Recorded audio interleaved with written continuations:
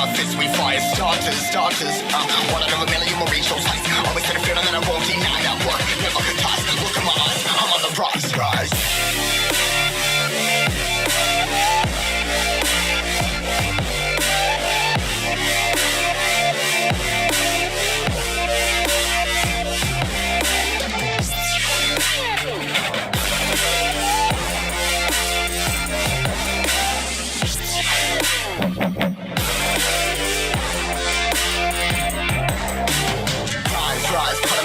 Trying to make sense of it all comprised. Highs, been in these skies. Never stuck there, feeling paralyzed, but I'm up now. We all too weak to fall. Yeah, anyone coming up, I lift them all. Never look down when this risk involved. They got guts, got a lot, I gotta wish it all. Ain't got no feelings, we just flowing. Yeah, I'm that grain of sand that made it out the ocean. A couple milli now, I'm causing a commotion. I've been coasting, hear my name around the world like an explosion. So rise up.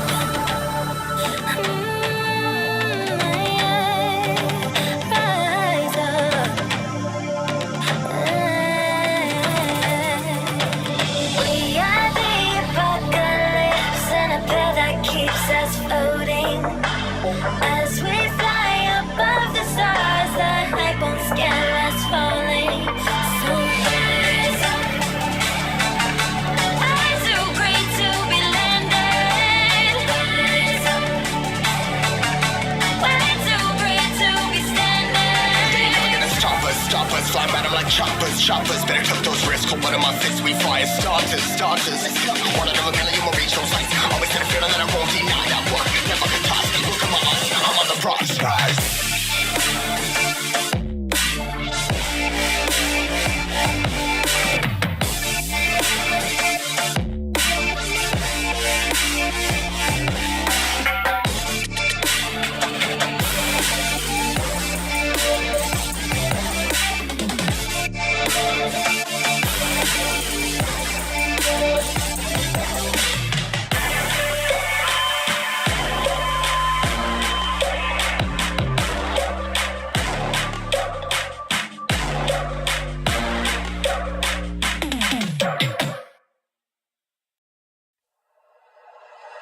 Like you, be strong.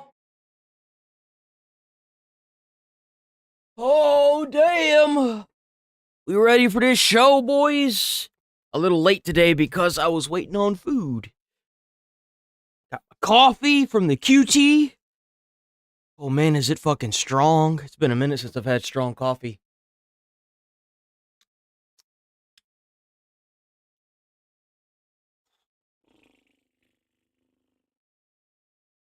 What the hell is that?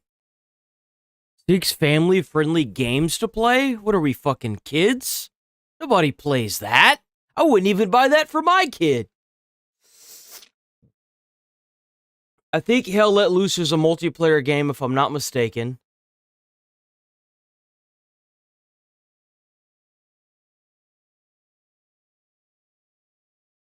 God damn it. Oh, I hate this new thing. I hate this goddamn thing. I don't know why the fuck they added this garbage. I hate this damn thing. Wait, why is this 10 minutes? Dude, that's crazy. Wanna watch no 10-minute video? Oh! Did you see that Kill Bill Volume 1 and 2 are re-releasing with new footage, and it's gonna be one long film? Apparently they're re-releasing it in theaters, and that's how it's supposed to be, originally.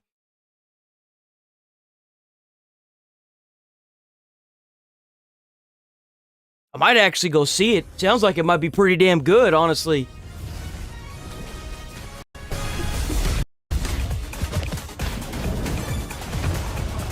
Power flows through me.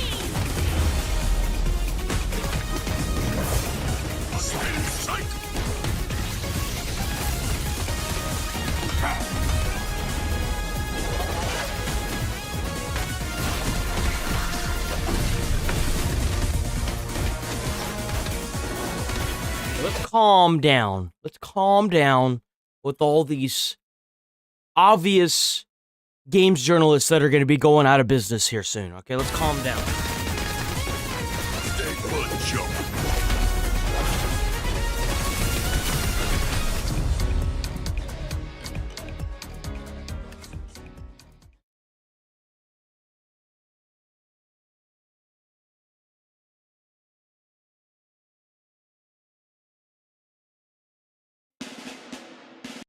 I would love to do this.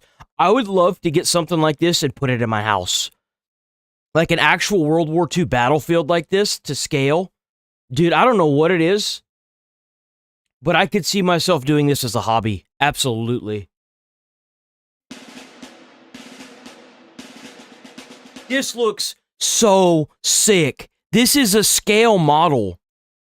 Even the house is on fire.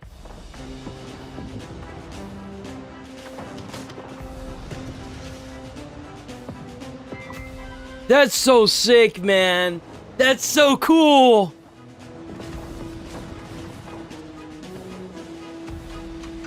The only thing that would kill me would be actually like painting that stuff. I'd have to get a painter.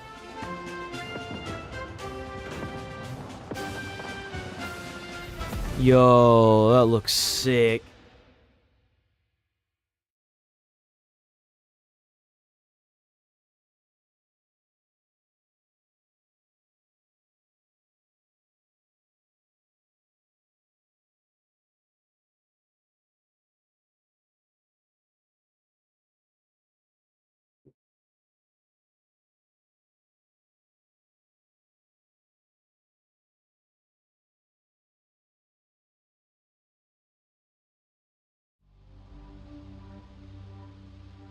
Astromine is a survival game set in a fully destructible voxel solar system. Every planet, creature, and structure is made of voxels with physics, and you can freely fly between large planets in an open solar system. You and your friends play as a team of robots sent to conquer the solar system. You have to land on planets, extract resources, build bases and craft vehicles, fight off alien creatures, and conquer rival robot factions. Everything is based on physics, so when extracting from a tree, you'll be cutting it down into thousands of individual wood pieces. When you dig into planets, you'll be using mining tools, drills, and demolition charges. When you mine a rock, you're actually going to be cutting the rock out of the ground, and you'll need to haul it back into your base to refine. All of the alien creatures are also physical. To beat them, you'll have to blast through their flesh, piece by piece, until you destroy the core that controls them. And once they're down, you can extract their flesh to use as your own materials. Each planet has its own large alien boss encounter, huge fights that span the globe and change the landscape as they happen. To defend yourself on the planet, you'll have to build a base. Everything you build is made out of voxels and can physically connect together. What materials you use matters. A wooden outpost might catch fire or collapse under structural stress, while a stone bunker can better guard against attacks. You also need to manage power. Solar panels, generators, and batteries can be linked together to supply energy to your base. Everything that runs, turrets, force fields, refining machines, crafting stations, all draw from the same power. But the real challenge on planets is the other robot factions competing for the same resources. Taking down their bases means destroying their power networks, cutting off shields, defenses, and production. You can breach through their walls with a laser cutting tool, then take down their respawn stations. Or just fire enough explosions from above to destroy their base.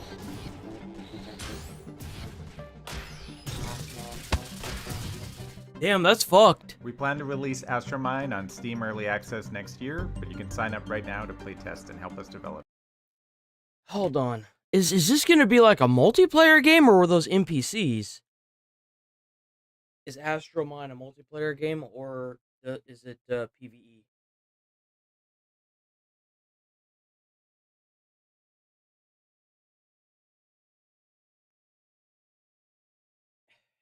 It's both, but I'm not gonna lie to you. I don't think there's gonna be enough people playing this to have to worry about running into somebody. Looks like a good game, though. I don't know what it is, but I love those graphics, dude. They're so cool to me. This game looks spooky.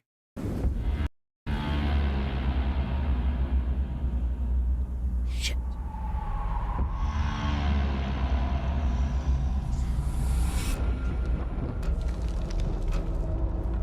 Hold on, I forgot to do something.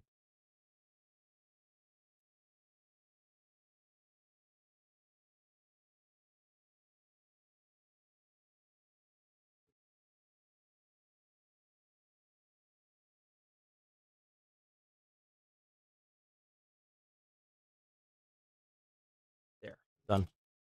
The brain is wider than the sky. its walls no bounds define. The brain is deeper than the sea, a darkness you can't flee.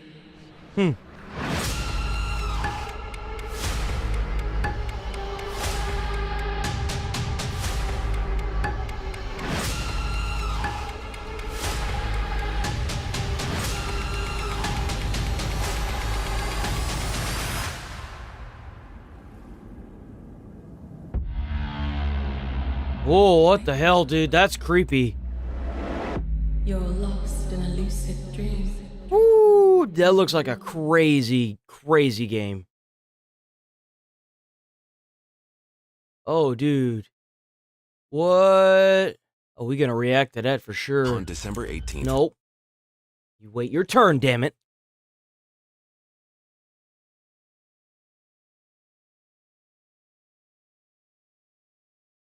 Blood Bowl? What's this? Hold on. So we got... Oh, there's a World War II game coming out? No shot. Oh my god.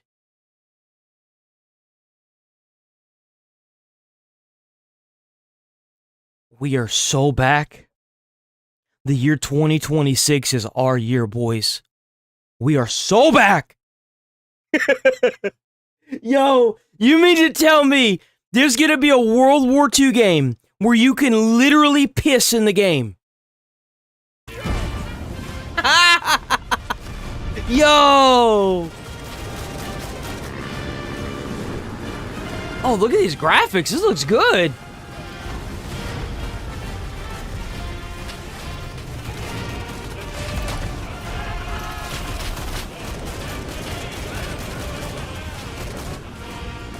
Damn.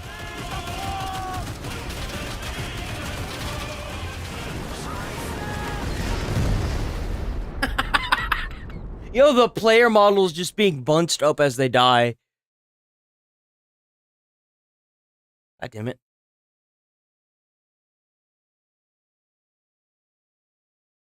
Only the French, right? Yo, that's not even... What was the name of that? Hold on. There's a game that's super controversial. It's like, hold on. I think it's like anti-Japanese...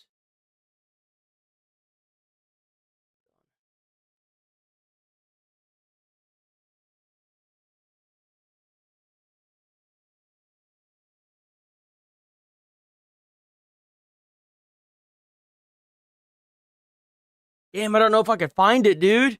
Fuck. This week. All they have is a short here.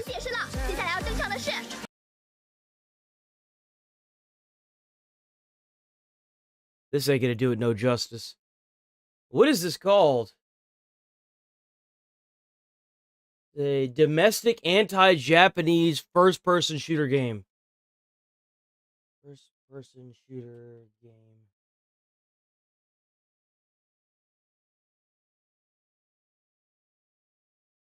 Okay, we're getting more of it popping up. Is this it?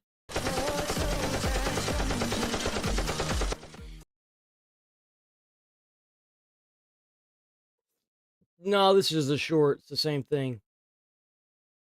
Damn it! Is this it?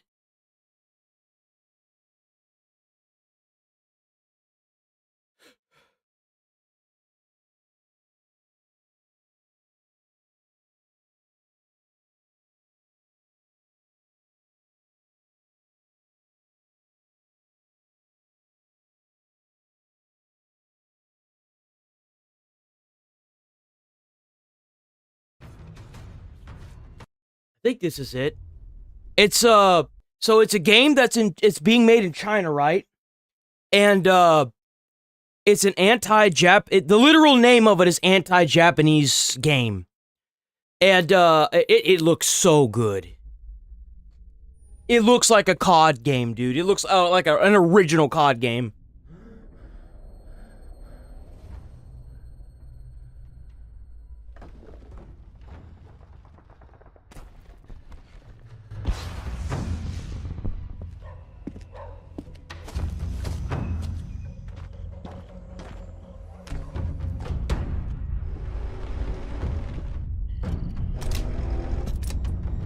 信号。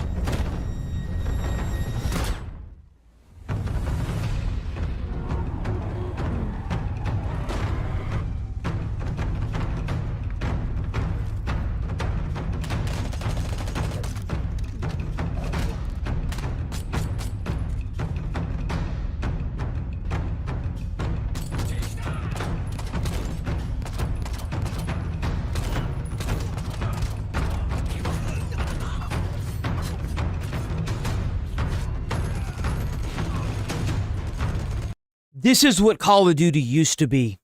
When I think of Call of Duty, this is what it was. Where is COD?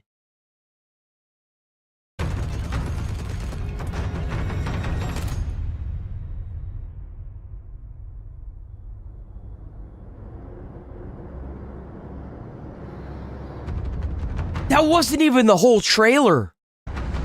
The one that I saw was way cooler. It showed like Japanese trucks and boats, and they were like going over stuff, and you were playing as like the Chinese, and you were like going under the water to avoid them, and then you would come up onto the rafts and you would kill them in the dead of night.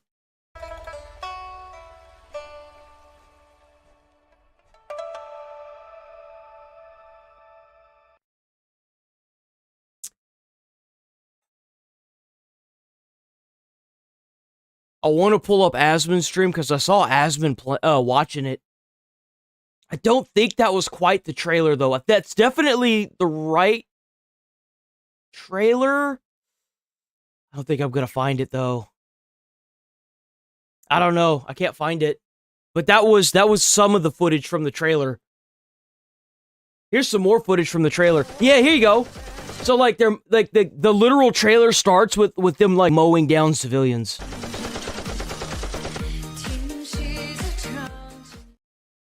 Fucking music, man.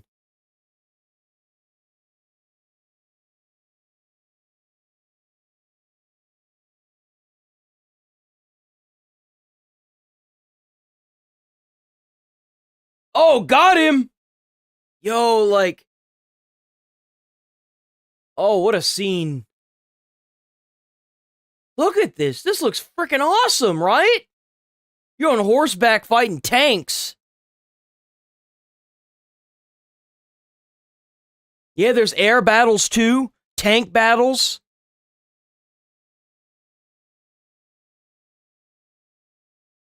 No, dude, like, it looks so sick. I would totally play it. POV, your Japanese soldier. Hold on. What the fuck is this? Why did that open?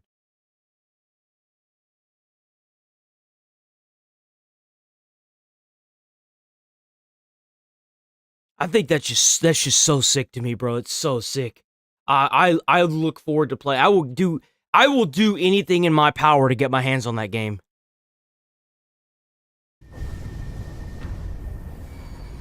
We may even play that on stream just to embarrass COD. This looks sick. Hold on, wait a minute. What is this? You know, when I see a game like this, and I see the other one that we just saw, I think to myself, this is made for me. Now, depending on if this is turn-based, I'll actually know if it's made for me, but...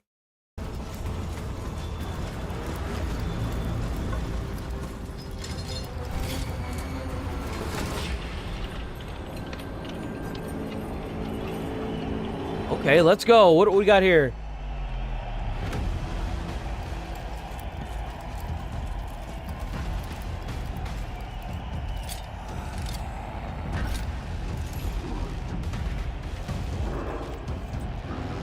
What is this, like the orcs versus the gremlins? Oh, what the hell? Chaos Dwarf.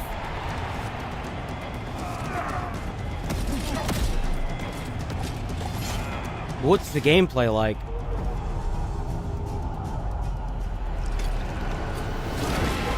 Oh, that's cool. Oh, they're playing like football. He's got a football. Yo, there was a game like this whenever I was in like elementary, like middle school-ish. where you played as different factions like orcs and ogres and stuff, and it was like essentially football, but you could like blow people up and kill each other. They're trying to bring it back? Oh, I'm fucking stupid. It is the Blood Bowl. Oh my god, I'm fucking stupid. That's why it's like what, 3? Blood Bowl 3? Bro, we haven't seen a Blood Bowl in a minute.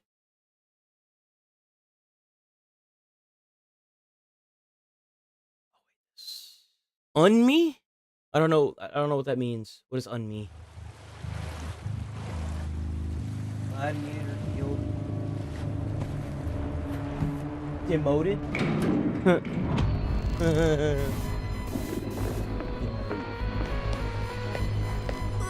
Oh, what the fuck? Oh, what?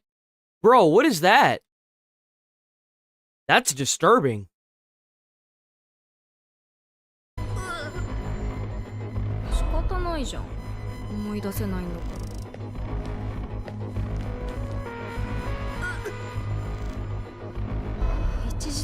This is what happens when a Karen doesn't take her medicine. Oh! No, no, no, no, no, no, no, no, no! No! No! とにかくイライラしてそれどころじゃないんだって。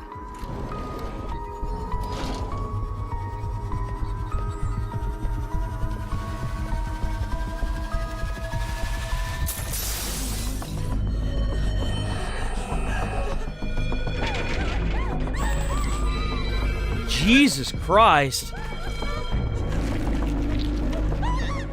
私が私であること、私が誰よりも分かってる。そんなことありえますか？さっさと他のやつを消せ。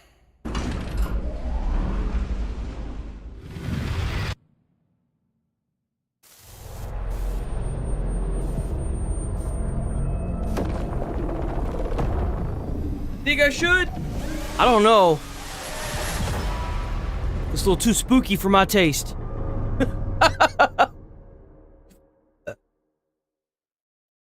I might play that new Resident Evil, though. Let's see.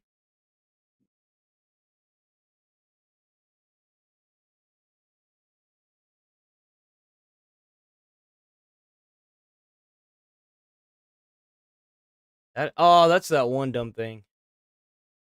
Update trailer. They already trying to update this game? This game was an absolute and total flop compared to Monster Hunter World. Monster Hunter Wilds was a joke. I'm sorry, dude. I can't believe all of this. You're sitting right underneath the Zeus. A weapon? I thought they didn't have any. The specter of war? You've got to be kidding me. A giant? All units, positions!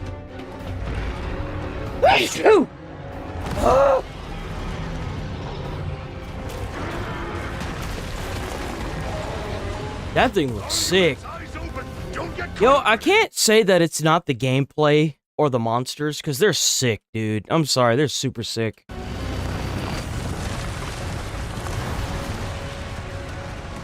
It's the fact that it didn't run on PC.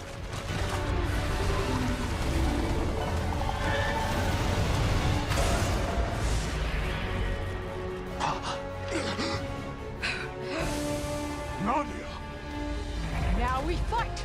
Put your fears aside! Don't let your courage fail you now! Good! Now let him have it! Maybe that's what it is. Like, they start taking pills and then they're like... I feel like sometimes the medicine makes it worse. I don't know if it's just a me thing, but sometimes I feel like the medicine that doctors prescribe, they make you, like, really fall off the edge.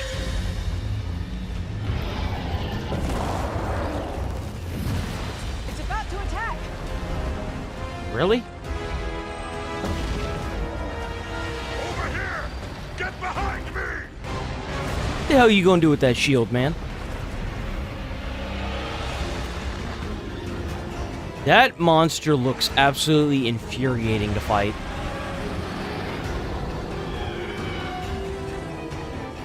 Oh man, that monster looks insanely infuriating. Like, everything is just lava. God, that looks annoying as shit.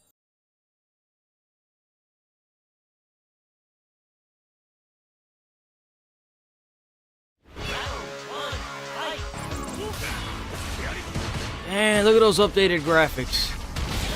Boom!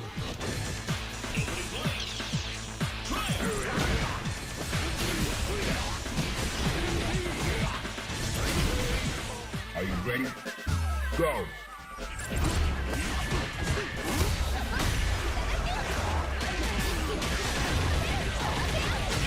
The battle has begun! Fight! This is our war.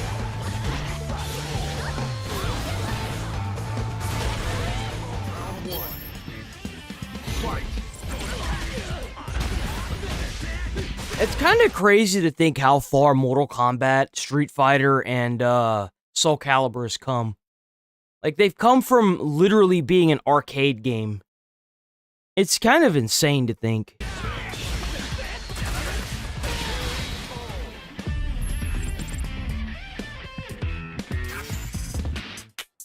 Sim.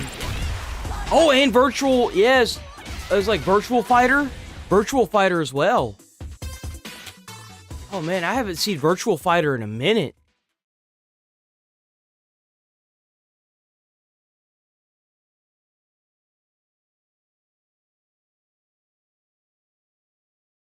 Here it is. We got a cross current. Check out cross current. Boom. Check out cross current on YouTube, boys. As 2026 rapidly approaches, I rank the top 10 best auto I don't know battlers what's going on with this desktop, man. that were released this year. In this list are games that scratch the itch to experiment new synergies that truly challenge our minds. Which ones do you think are the best? Let me know in the comments below. Did you? I thought I spilled my coffee. I was about to have to end the stream and call it a day, boys. I thought that was it. I ain't gonna lie. I thought that was it. I thought I spilled my coffee. Did you put team fight tactics in this? At number 10, we have Become the Moon. It's a challenge. Or is it all indie? Oh shit! Whoops. No. Tekken, yeah, Tekken's another good one. Is it like all indie games?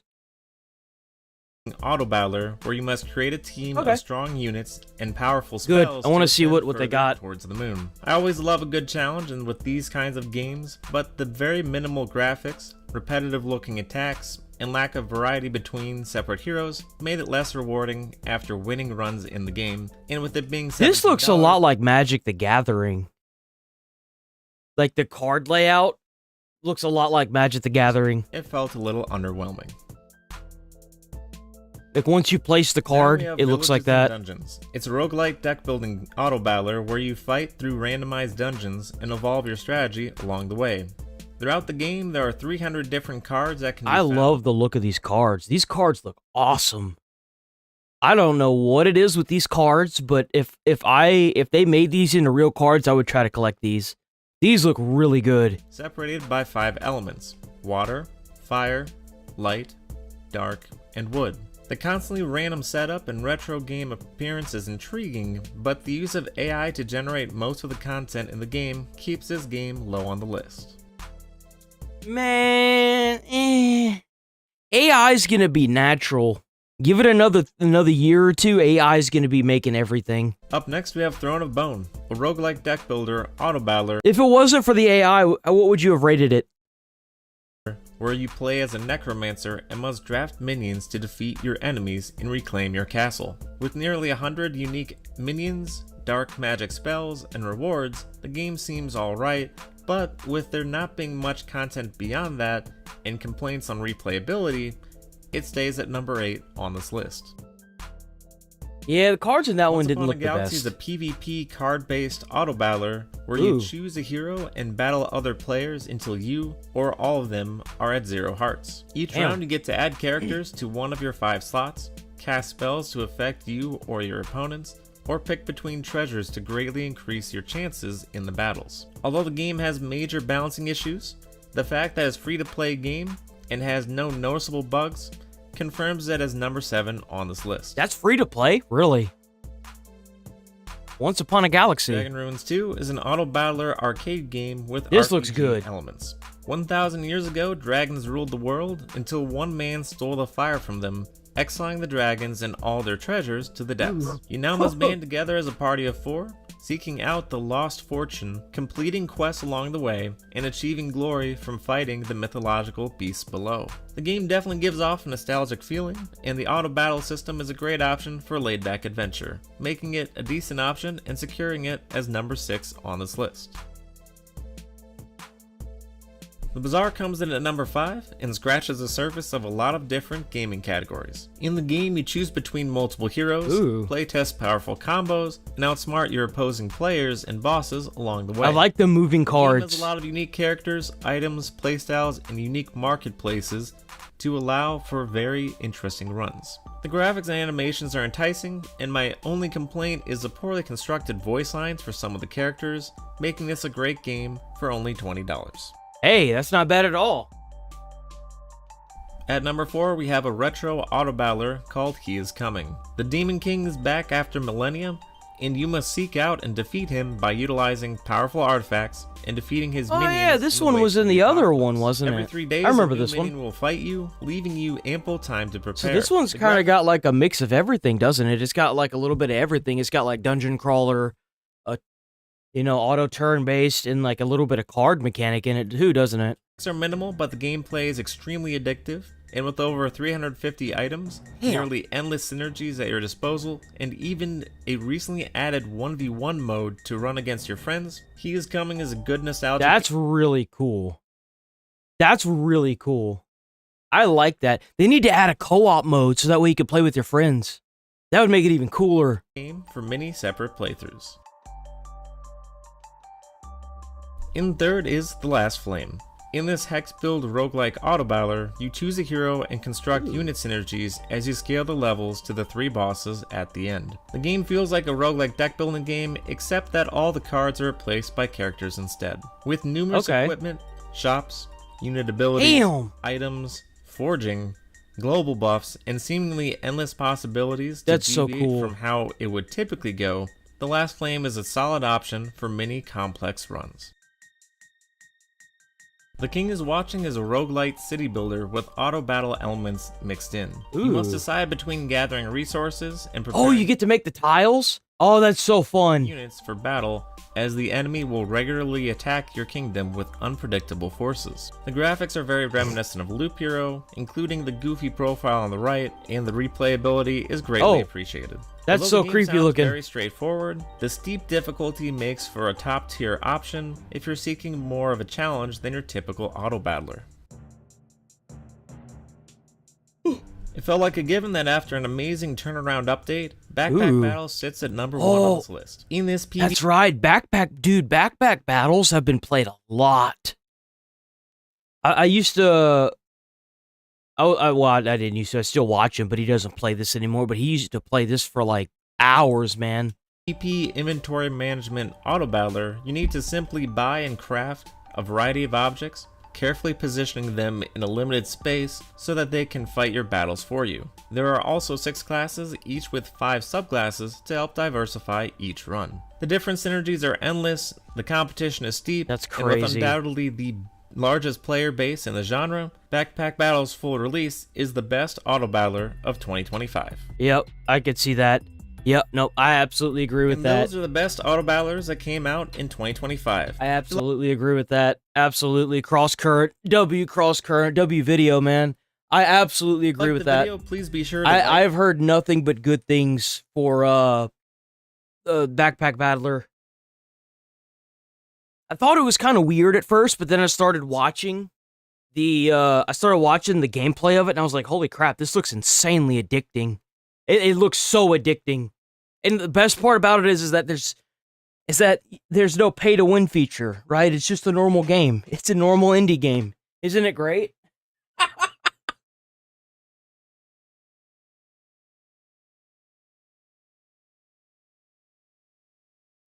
Okay.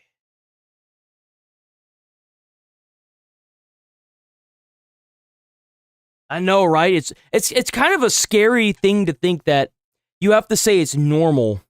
You know, like, there's so many games out now that are multiplayer only that are trying to gotcha into spending money. You know, if you really think about it, If Call of Duty had hot girls in it, it would be considered a gacha game. Because everything else is pretty much pay to win. It's kind of sad to think, isn't it? The continual crash out. Holy crap.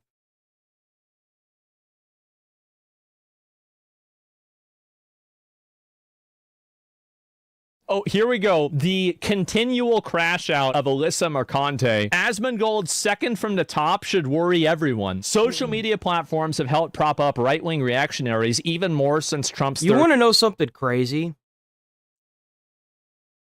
Kai Cenat streams with more concurrent viewers, but Asmongold literally never takes a day off.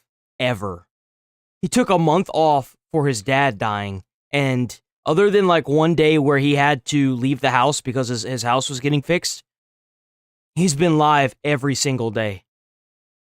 Social media platforms have helped prop up right-wing reactionaries even more since Trump's third campaign. Fascist ideology creeps. What are you talking about? You do realize that if Twitch could, Twitch would have already banned Asmongold. But Asmongold knows his shit and he knows the rules of the platform. It's not that they want to prop him up, it's that they don't have a choice.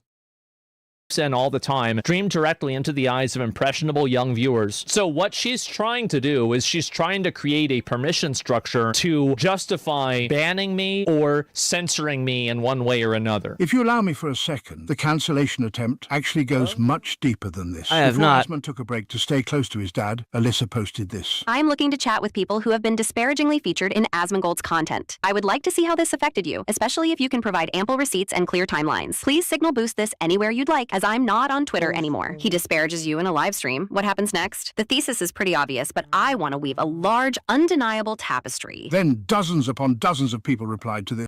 Hold on. I'm split right now. Where is that one at? Sorry to distract you with that. Is it like in the video description? Let me see. Oh, you just sent it. Oh crap. Oh no, I closed it. Okay,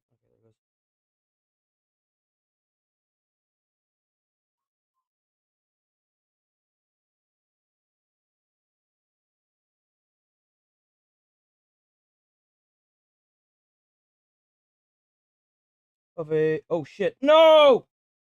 Oh, thank God. I went to click it to read more, and then I accidentally clicked the vote, and I was like, no!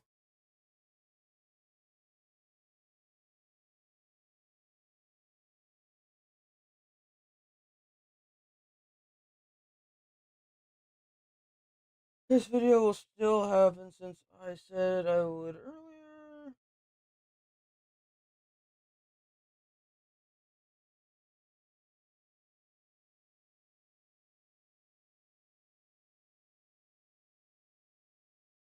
I'm gonna say the upcoming games. Oh damn, 67%. Looks like you're gonna be doing the upcoming games. I'm really hoping that we get some good ones in there, man. Even if they're indie, there's got to be some hope out there. Though I have seen recently some really good indie games that look a lot like Skyrim and Oblivion. I'm actually really excited for them. I voted. Put my vote in. And do you know what I did? I meticulously traced each individual's very first interaction with Asmon, examining what exactly had prompted any comment or clapback from Baldy. Here's some examples before we even knew these people existed. Nobody will ever reproduce with Asmongold, so by his own metric, he's a washed, worthless Oh, is it gonna be all the times Asmongold clapped back at them? loser. His line ends with him because he's disgusting, no children, not attractive, never will be. He's ace. He said he's ace. He doesn't like having, he doesn't like doing the deed, man. He likes doing his own thing, and I kind of respect that. Bro's living the life. Asmon has always been a Nazi sympathizer. Then, one of the craziest ones. Asmongold killed his mom! Again, we wouldn't even know these individuals existed if it wasn't for them first engaging. In a live stream, his reaction to our game was comedically ridiculous. Literally his reaction. I like this. It has a nice aesthetic. And then we had people rehashing stuff from 5 years ago. Well, thank God I have a good memory. They just hating on him to hate on him because it brings clout.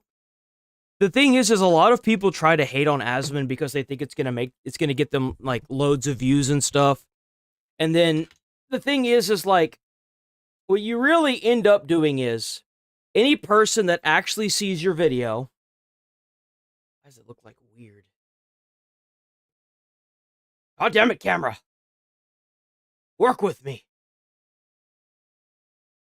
What ends up happening whenever someone sees a video that you made trying to shitpost Asmon, they end up going to his channel, watching his channel, and realizing the guy's not half bad. That's what ends up happening. And a lot of people want to shit talk him because they think that it's going to bring him a bunch of clout. But really, it's kind of a mixed bag. But people hate him just to hate him, and it's like, have you ever even seen the content?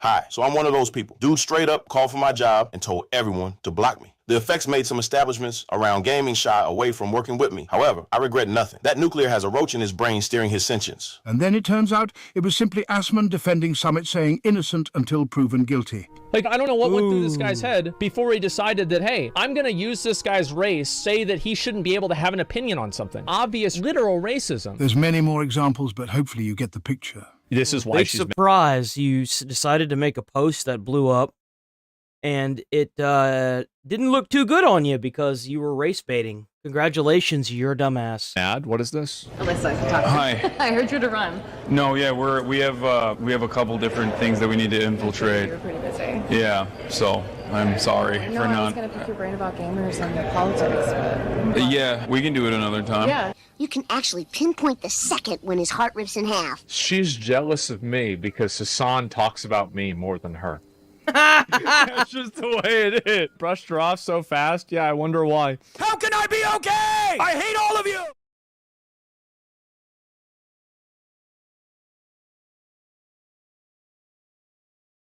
Yeah, that's true.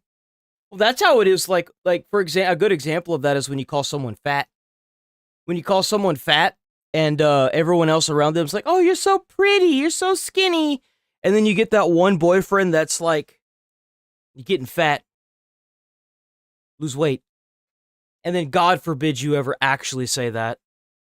Man, it's so stupid.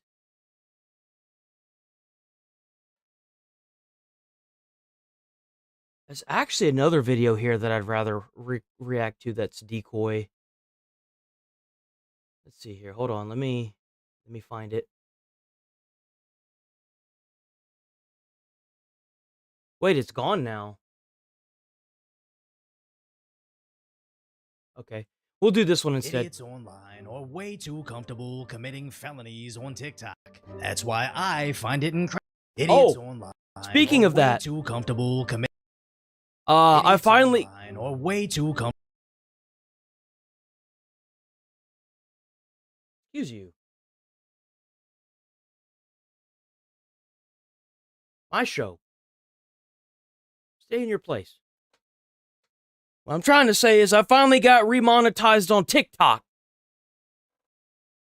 Apparently some content because some little bitches this year, in like June, decided that they were going to try to strike some of my stuff on my channel, and obviously it failed. But ever since they acquired TikTok, things have been changing on the platform, and my content has become more safe, if that makes any sense. So, here's to another beautiful platform under my control, boys. Idiots online or way too and to get into the creator, to give you an idea how successful TikTok is right now, in order to apply for the creator program, you have to have 100,000 views in, I think it's like 90 days, 3 months, or something like that. Some of my videos over there have been popping off, man. Comfortable committing felonies on TikTok. That's why I find it incredibly entertaining when they finally find out in federal prison, as this imbecile took to TikTok to say he's going to pop ICE officers. Hey, you were pulled up when I was not there? Oh, so boy, you gonna get next time I see you. Bring the whole cavalry. and it didn't take long for him to be identified, down to the university he attends, as several social media users reported him to the feds. And then, the mainstream media shared his information, saying he has since deleted the video, but the internet is forever. As this isn't even the first time we've seen this short-sighted idiocy online, purposely posting controversy. No. You want this to happen. They're literally telling on themselves. You want this. I don't see anything wrong with this. I think they should do it more often. Please be dumber. Please. Hoping you'll gain internet notoriety. But like that wannabe Somali, best case it gets attention and you get arrested. Worst case it gets attention and you get greenlit and attacked whenever seen in public. As initially, this idiot seemed worried when he saw his news story, posting a series of apologies that originally seemed sincere. I made a severe and continuous lapse in my judgment. I don't expect to be forgiven. I'm just here to apologize. I truly did not mean what I meant. I was just trying to be funny. I always try to push the boundaries with my content. I'm always trying to be that guy, you know. But I wasn't that guy. You know why this one seems so sincere and the ones after it probably don't? It's because he realized how fucked he was and he just doubled down on it. I guarantee you that's what happened. He was like, fuck it, if I'm going out, guns blazing. Fans that are defending my actions, please don't. I don't need to be defended for what I did. I need to own up to my actions. But then got angry at the internet's reaction to him. I was just trying to be funny, but I wasn't really being funny. I'm really sorry to everybody. And some of the comments under the video has been really unflattering. It's just racism at this point. In my original video, I wasn't even being racist. I was just joking. But then went right back in antagonizing Ice. I want to say I'm really sorry for what I said to Ice, and I just want to talk about why I am in the wrong, so you know. Where I muted it, but he's just playing a kid's song over a montage of him essentially mocking them. As strangely, this is exactly what Johnny Somali did across Asia. Antagonize the locals, then get angry they retaliated against him, getting scared and publicly apologizing, only to immediately revert back to his old antics as a way to capitalize on. See, that's what really pisses me off. You guys must know that one person in your life that will fuck up, and to anyone with common sense would look at that and be like, why would you do that? And they're like, I'm sorry. And then they turn around and do something else just as stupid. And then they just keep doing it. And you're like, I don't really accept your apologies because you're fucking stupid. You're just going to do something else that's going to piss me off. Like, you must have had a friend like that or a coworker or somebody that's just like, dude, how do you function? What the hell do you do? Like, how? Because it's just something that's so blatantly obvious that it's like, how? And then you just can't take anything they say serious because even their apologies, you think they're just lying, you know? I think everyone has had that person in their life at least once. If not, you will, and you'll be slapping your head against the wall. It backfired quite nicely for that fake Somalian guy, as he's likely going to do years in Korean prison. But this new idiot's TikTok is actually worse. As first, he threatened Fed lives for up to 10 years in federal prison. Posting it online makes it classified as interstate threats for 5 years. And adding everything up, he could face a max of 28 years of incarceration. But more realistically, he could plead for 2 to 5 years Fed time. But honestly, I hope he does all 28, if for nothing else but to set an example that— I agree he should do all 28 with no parole. The unfortunate fact is they're not going to give him 28 years.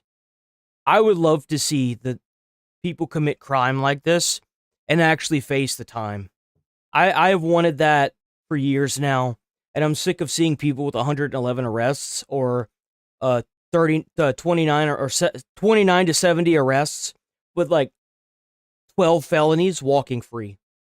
Our prison system's cooked, boys. Like, it's filleted, it's done. The feds aren't playing when you say you're going to end them. As this isn't a silly social media trend, but it's definitely becoming a trend of evil individuals thinking they can gain internet fame by saying— And you know why they say that, right?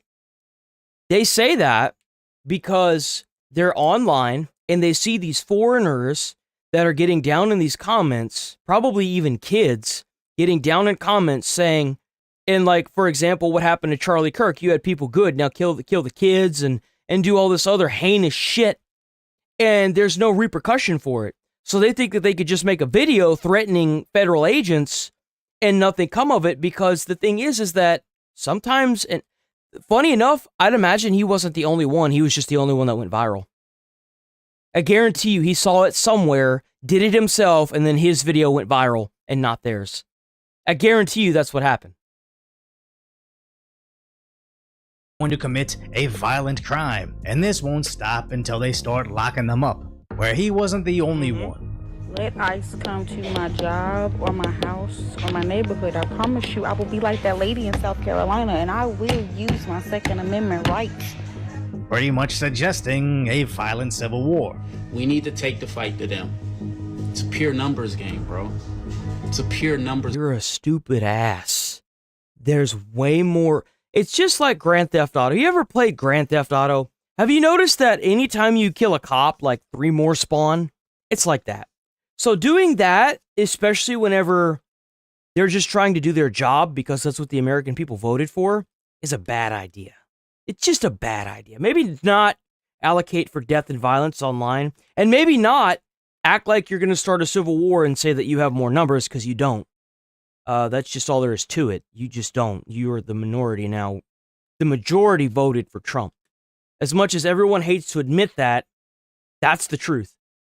The silent majority voted someone like Trump in for his immigration policies, specifically for his immigration policies. That's why he got voted in. That's most likely the reason why Obama got voted in too.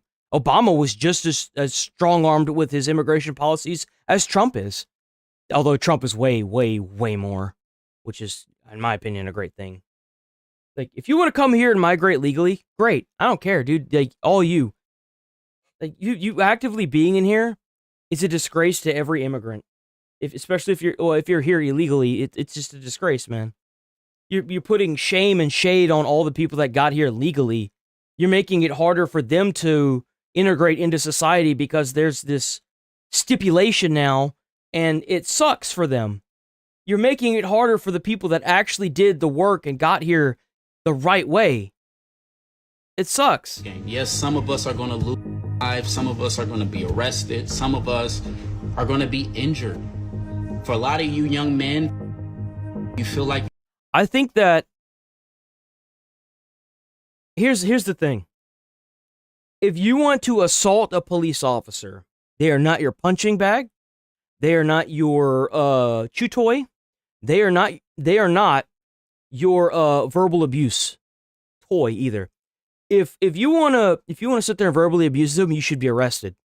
If you want to impede in traffic flow, you should be arrested.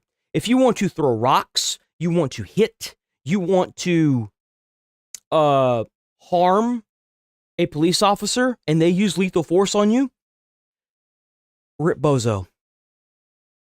What kind of country do we live in where you think it's acceptable to play like it's Grand Theft Auto? No, absolutely not. Your life doesn't matter. Go out there and nice.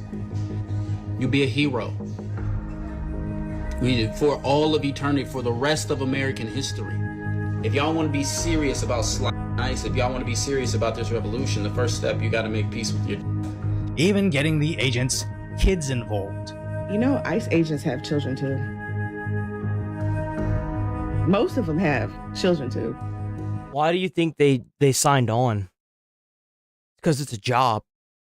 Some of them didn't. Some of them are forced to do it because they were doing something else prior to Trump's election and inauguration. And now that he's the person in charge, they have to do it.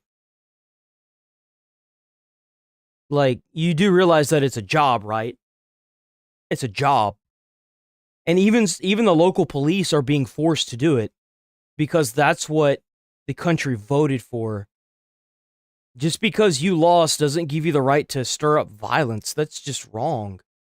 It's wrong in every way. And it's not as hard as you think to figure out who they are, where they go to school. It's not hard at all.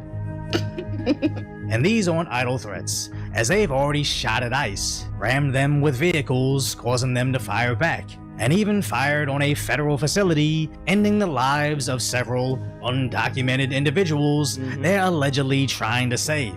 So not just the first guy, but all those idiots online need to do a couple decades in prison, just to put out the message, this isn't acceptable, even if Chinese TikTok will make them famous for their efforts. We need to make it abundantly clear, threatening to end the feds or their families will do nothing to deter Trump's administration from enforcing our borders. Shields up and guns drawn, Ring surveillance video shows more than a dozen armed federal agents descending on a Burnsville home on Saturday. Multiple Latino You know what's really sad is they wouldn't need to do all that if they weren't getting constant death threats and doxing online.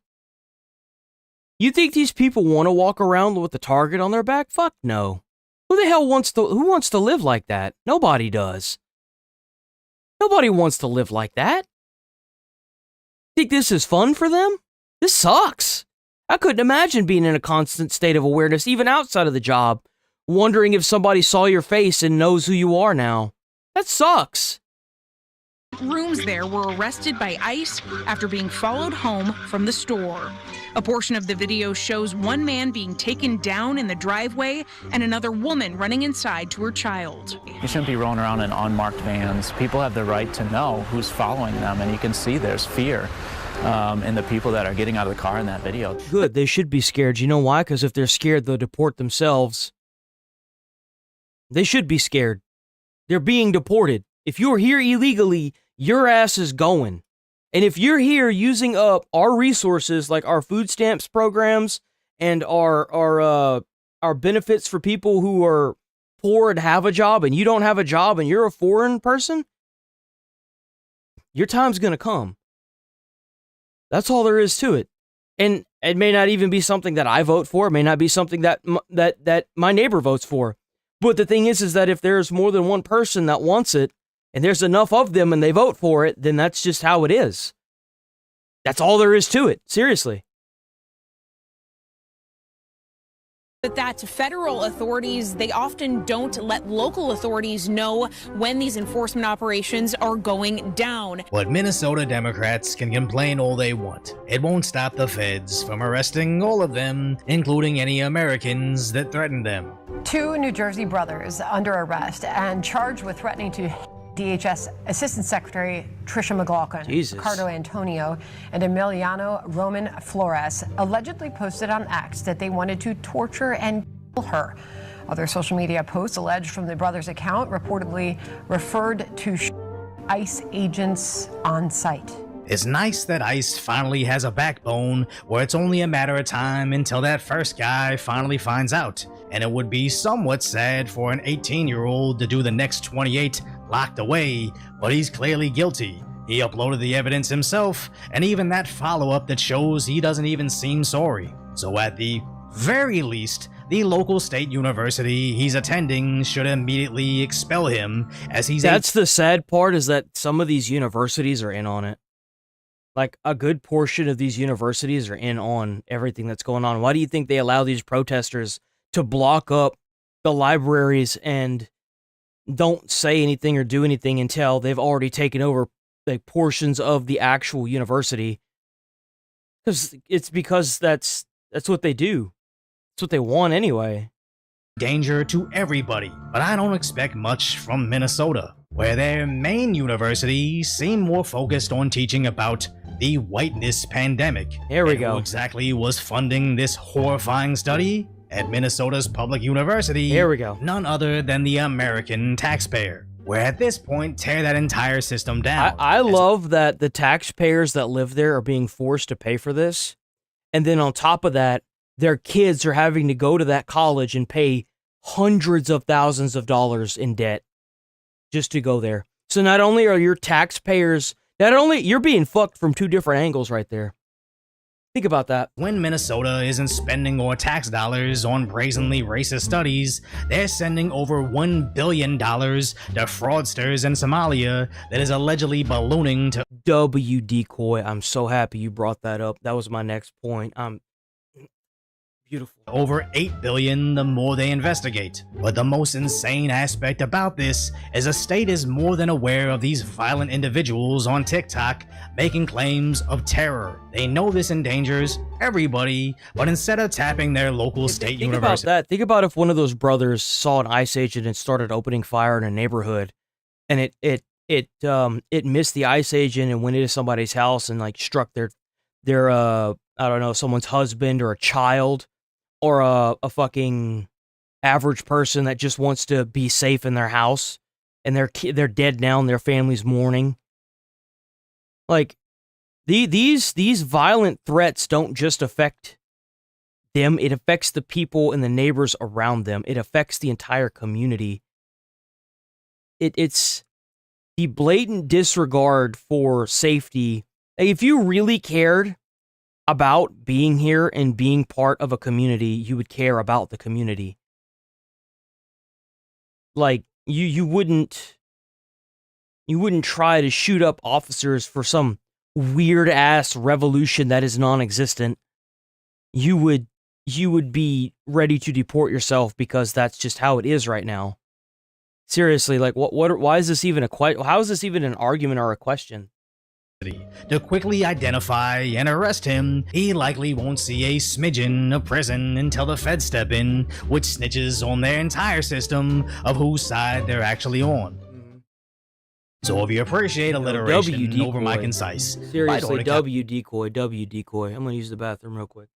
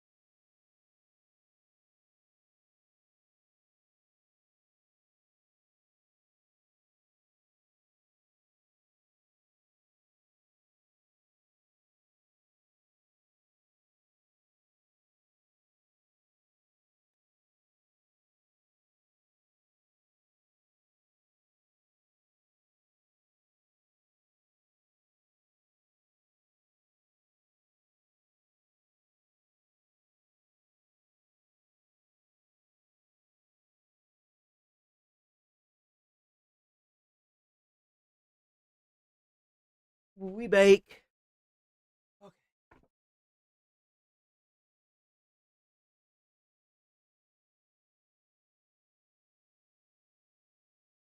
Oh, damn, he did hit 1 mil, didn't he? W Decoy. I miss his old name. I miss Decoy voice.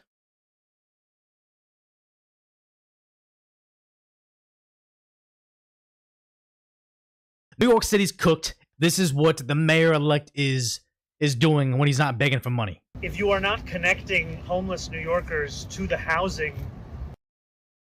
We might watch that. Oh, so here we go. So if you guys don't remember who this is the TikToker / Uber Eats driver that pushed open the door and took pictures of a man and then went onto social media and claimed that it was, she was like SA'd or whatever, that she was like sexually harassed or something like that. And she had a complete total schizo crash out, and then she ended up losing her job as the food driver, the Uber Eats person, and then the TikTok banned her for posting the video that had no nudity in it. And then the police came and got her because she had pushed the door open and recorded this man without his consent, and he was like drunk and he had passed out on the couch, right? And all she was supposed to do was leave the food at the door, but she didn't.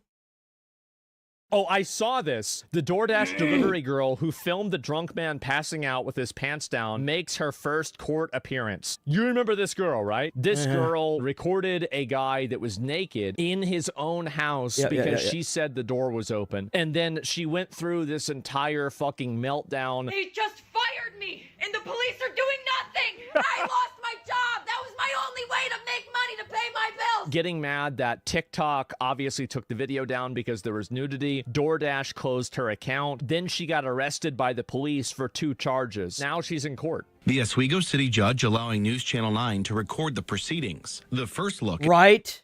Karen much? 23-year-old Olivia Henderson 23. Outside her popular TikTok page. Their front door was wide open, and they were within eyesight of the front door, laying on the couch indecently. The thing is that whenever you watch her footage, it cuts in between. So there was one where the door was kind of closed, and then the other, she had pushed it open, right? The Ring camera that the man owns showed the whole thing. So whatever footage she published on TikTok was obviously fake. Exposed to me.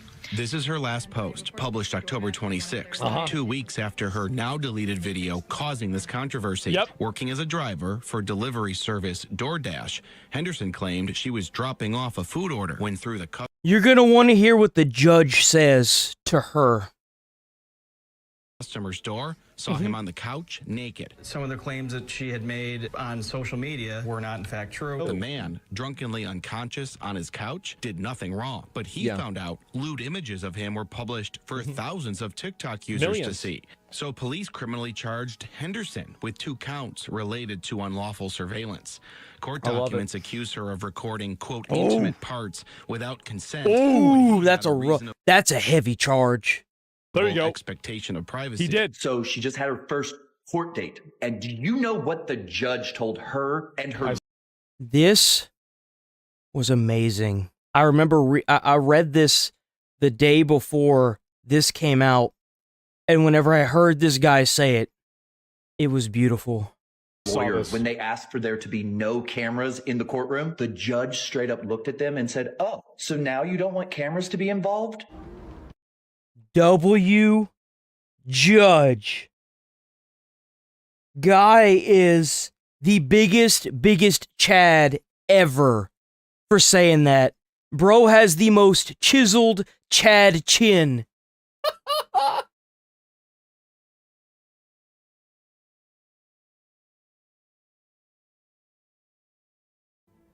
He needs his own TV show. A diabolical? Yes, it is. And that's exactly how you should treat people like this. You should. Exactly. And I think they should. And they should absolutely still video this. They should plaster this all over social media. They should. They should give her no sense of privacy. And you know what's crazy? Is I bet if they did a plea deal where she had no sense of privacy, maybe they could take a year off of her sentence. Thing, because again, do we want to live in a world where we have people that are going around and recording other individuals in their own homes for clout and then acting like they've been sexually assaulted because you violated the rules of your job? Do we really want to live in a world like that? I don't want to. And then to top it off, you realize that whenever somebody does this, it makes everybody else question victims. It does. It's like, oh, are you sure this actually happened, or are you just saying this because you want to like get back at somebody, or you want some clout? Like, what's your goal here? And it sucks. It takes one scumbag to essentially soil the water. Like, I live in that world. It sucks, man.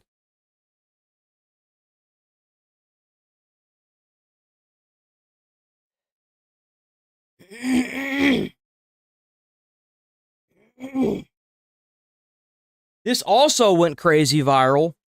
So this one's kind of rough, boys. I ain't gonna lie to you. This one's rough. Deplorable, evil people on this channel, and a lot of the times the people I cover do face like very real punishment for being monsters. That's not always the case though. Last month I made a video talking about Jesse Butler, the rapist. Jesse Butler, the rapist, was facing 10 rape-related charges, looking at a potential 78-year sentence, and this isn't a case of he was framed. Turns out he was innocent, completely blameless. It was the damn deep state working on a crazy conspiracy to throw an innocent man behind bars. No, there's overwhelming evidence to confirm this, including a video he himself took of a strangulation on one of his victims that, according to experts, would have literally killed her if he continued for even seconds longer. He is a rapist. He is a turbo rapist, in fact. And you would expect, given that this is so cut and dry... This is the system we live in now. This is the system we live in. He would be behind bars for the rest of his Let's go and chase... life. Well, you'd be wrong to assume that, bozo, because it turns out his family, they've got some real leverage over there in Oklahoma. So much so that the judge and everyone involved in this case thought it was appropriate that he doesn't go to the slammer. Instead, they came up with a fate worse than death. Community service. Yep. His punishment will be... He doesn't even have to do... That's it? No jail time, no nothing. He continues to breathe the free air, be a free man, and all he has to do is complete some community and service. Is do it? like a Oh, it phone is call today, isn't check-in it? Weekly, and then some sex offender treatment. They're treating this animal like he stole a balloon on Free Balloon Day. This is absolutely preposterous, and in a sane society, it would lead to everyone involved in this catastrophic ruling not only fired, but also thrown in jail themselves, and then re-sentencing Jesse Butler to a life in prison. Like, it's not a matter of if he did it. They know he did it, and they just don't care. Let me show you what Susan C. Worthington looks like, the judge presiding over this case. I want to put a face to the name so you can see what a rape defender looks like. She is totally okay with this course of action, or really lack of action. Payne County District Attorney Laura Austin Thomas also seems to be enthusiastically on board with this, confirming that his sentence requires him to complete his rehabilitation plan successfully, including an aggressive schedule of therapy with a specialist in sex offender treatment, and should he fail, he faces reclassification as an adult and a sentence of 10 years in prison. That aggressive schedule of therapy, from what I'm seeing, is basically just weekly check-ins. Whoa! Holy shit, how is he going to survive that? Man, that actually might be harder than going to prison for 78 years. So he didn't go to jail. He didn't do... He doesn't even have to, like, be... what's that called whenever you're stuck at home when you're being monitored? Not like they'd monitor him anyway. I mean, if a state like this lets somebody like that go, I mean, I doubt that they'd monitor him. Like, what the fuck? He has to call somebody once a week to talk about, like, his feelings, and probably still raping on the side. Like I said in the last video covering this, him getting away with this... The only lesson he's learned is that he can literally do whatever he wants and he's untouchable, he's invincible. So I imagine not long into the future, he will rape again, and this time he might kill his victim. He got very close to a fatal strangulation on his last one, and maybe the lesson he took away is that the reason he got caught is because his victims survived.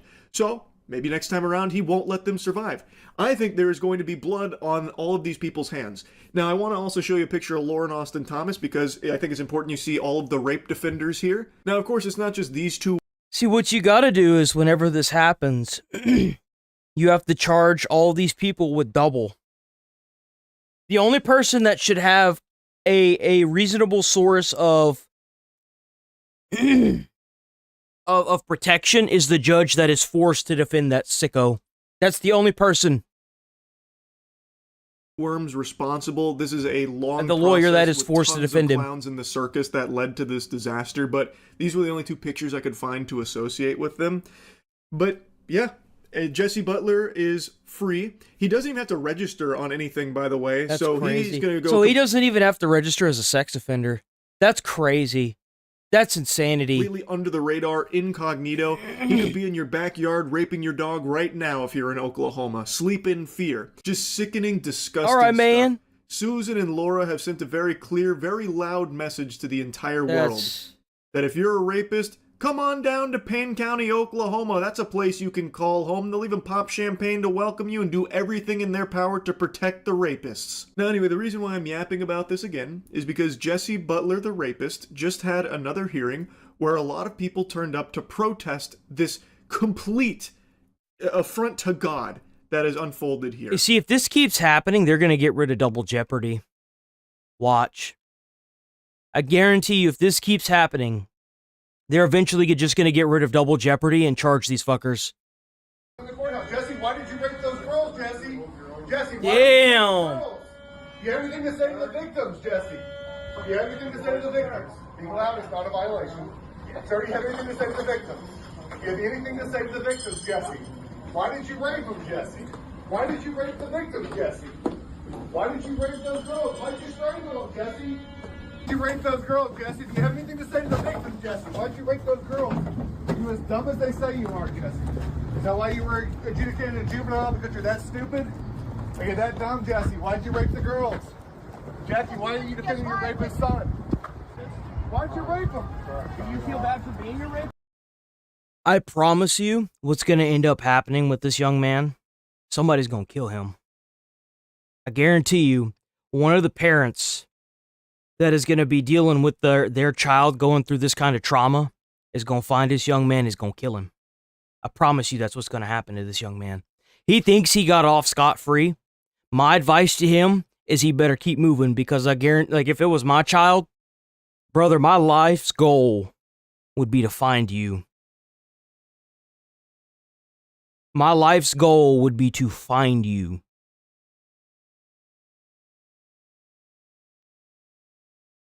I actually feel sorry for this man. He would have been safer in prison.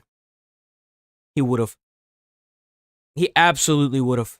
Because there are brothers that of the people that he hurt. There are fathers. There are mothers. There are other family members that don't have shit to lose that would gladly seek this man out. I think even for his own safety, he was better off going to jail. I do. I genuinely think that. And now that it's all over the internet, there are going to be other people that are going to be looking at this, and all eyes are on this. It only takes one person. I've read and what I understand, there were a lot of people that showed up to express their outrage over this whole situation. And I'm not advocating for violence, I'm just saying how it is. Payne County is very upset. But it doesn't seem like anything's happening at an upper level with Susan or Laura's jobs potentially going into the gutter, which I think they should. That should absolutely just be flushed right down the shitter, because this is not justice. They are clearly not actually looking for justice. They are knowingly allowing a rapist to walk free. I do think they should lose their jobs, and a lot of people showed up to echo similar sentiments about how ridiculous this whole thing is. The sentencing has already happened. This was just like a further hearing that people wanted to show up at to let their voices be heard about how unacceptable this is. So it's all done and dusted. He is not going to jail. He's not going on any kind of registry. He's not going to face any real punishment. All he's going to be doing is some community and service, then like a bit of therapy work, I suppose. That is what Susan, Laura, and the squad of fucking vermin deemed appropriate for the crime of rape, violent rape, numerous counts of rape, as well as a near fatal strangulation. It's unthinkable. It's so unbelievably corrupt. I encourage all of you to look deeper into this case because, I mean, I covered a little bit of it in the video I made on it last time, but there is some really interesting connection. You know, it's kind of crazy, but I know that vigilantism is highly illegal. But how many more times are they going to release these obvious violent offenders that have hurt people and probably ruined a lot of people's lives before somebody starts taking the shit up into their own hands? They don't want vigilantism, and vigilantism is not good. It's not. But at what point do you really blame the people for taking up arms and doing it themselves? Whenever you have your daughter obviously being raped and strangled and literally on the cusp of being of dying, and you let them walk with community service. What is it that you think is going to happen when you do this? You're definitely not helping the rapist, because if you have a family like that, they're gonna find him. Nothing good's gonna come of it. Like, what was the thought of letting this kid go? Like, what the hell was this even like? With Jesse Butler's family, and not only the judge, but kind of everyone in that area where his family, they do hold a lot of power. Perhaps that played a role in allowing a violent rapist to be free on the streets. Food for thought, I suppose. As you saw... What a joke. What a joke. Seriously, what a joke. I'm so sick of this limp dick ass system we have.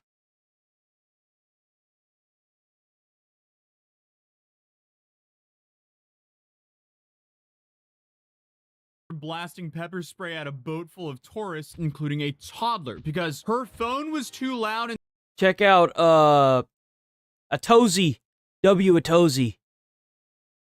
And someone let her know, hey, can you please turn down your phone? So her response was,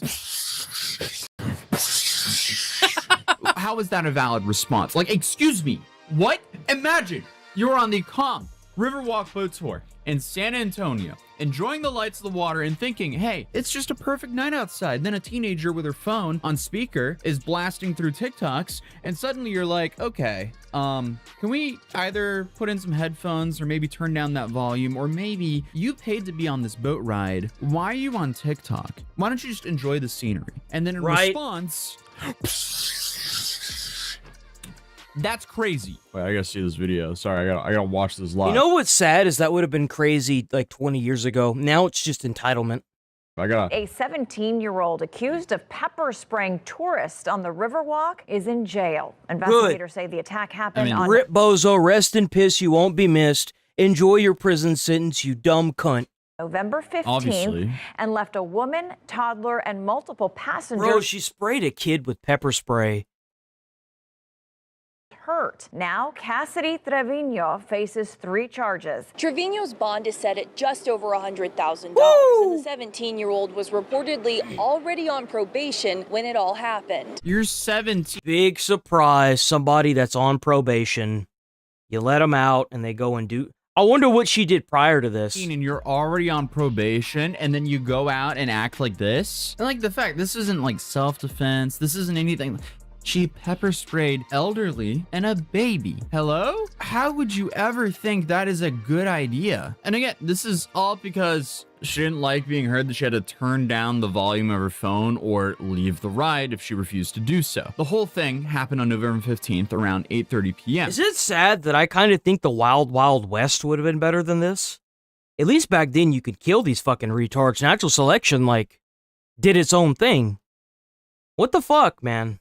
On the Go Rio boat that was moving along the normal route when one passenger kept her phone blasting over the tour guide, which, you know, the whole point of a tour guide is to listen to the tour guide as you How ride. did the tour guide not ask her to turn that down? Like, for real, like, where was the, like, business owner in that? It's, like, incredibly rude. Through the town and city, and you learn about the city as you're riding through. It's hard to listen to a tour guide if some entitled teenager is sitting there blasting TikToks. What I say earlier, it's not insanity, it's entitlement. No-brainer. They asked her, hey, can you please turn down or turn off your phone? Have some common decency. What is this? And I feel like it's important to note, That's what happens when you don't beat the shit out of your kids, man. You don't put them in their place. A lot of people see discipline as abuse, but whenever you have a child and the child wants to act out of turn, wants to do something that they want to do and not what the homeowner wants, it's no different than if they were in a real world and they had a job. How are you going to expect an adult to show up on time, do their job, and go home on time? Discipline. It's all about discipline. Guess where discipline comes from? It's taught. It's not a thing that you just know. It's something that is taught to you as a child. You know not to speak out of turn when your mother is telling you something or your father is telling you something because your ass is going to get beat. That's why. You know better. Sign that the generation is cooked. It's just the Gen Z bad apples act out in Gen Z ways. Well, this is absolutely not a good thing. But according to the police, she got upset and the mood on the boat changed, and the operator stopped the tour to ask her to get off. She did get off. Damn, she even got kicked off. They were like, please get the hell off my boat. But she did not stay calm. Stop recording me before I slap you. What a nasty little rat worm bitch. What a nasty little bitch. You don't know I hope she acts tough whenever they put her ass in prison. I hope she acts just as tough because they're going to shut her mouth up for her. This is like coming across as a Whoa Vicky, but without the character. Tell me what's gonna happen. You're gonna get arrested, that's what. She's threatening to end someone's life over having to turn off her phone and get off a boat. What Tosh looks like. There you go. What's your name?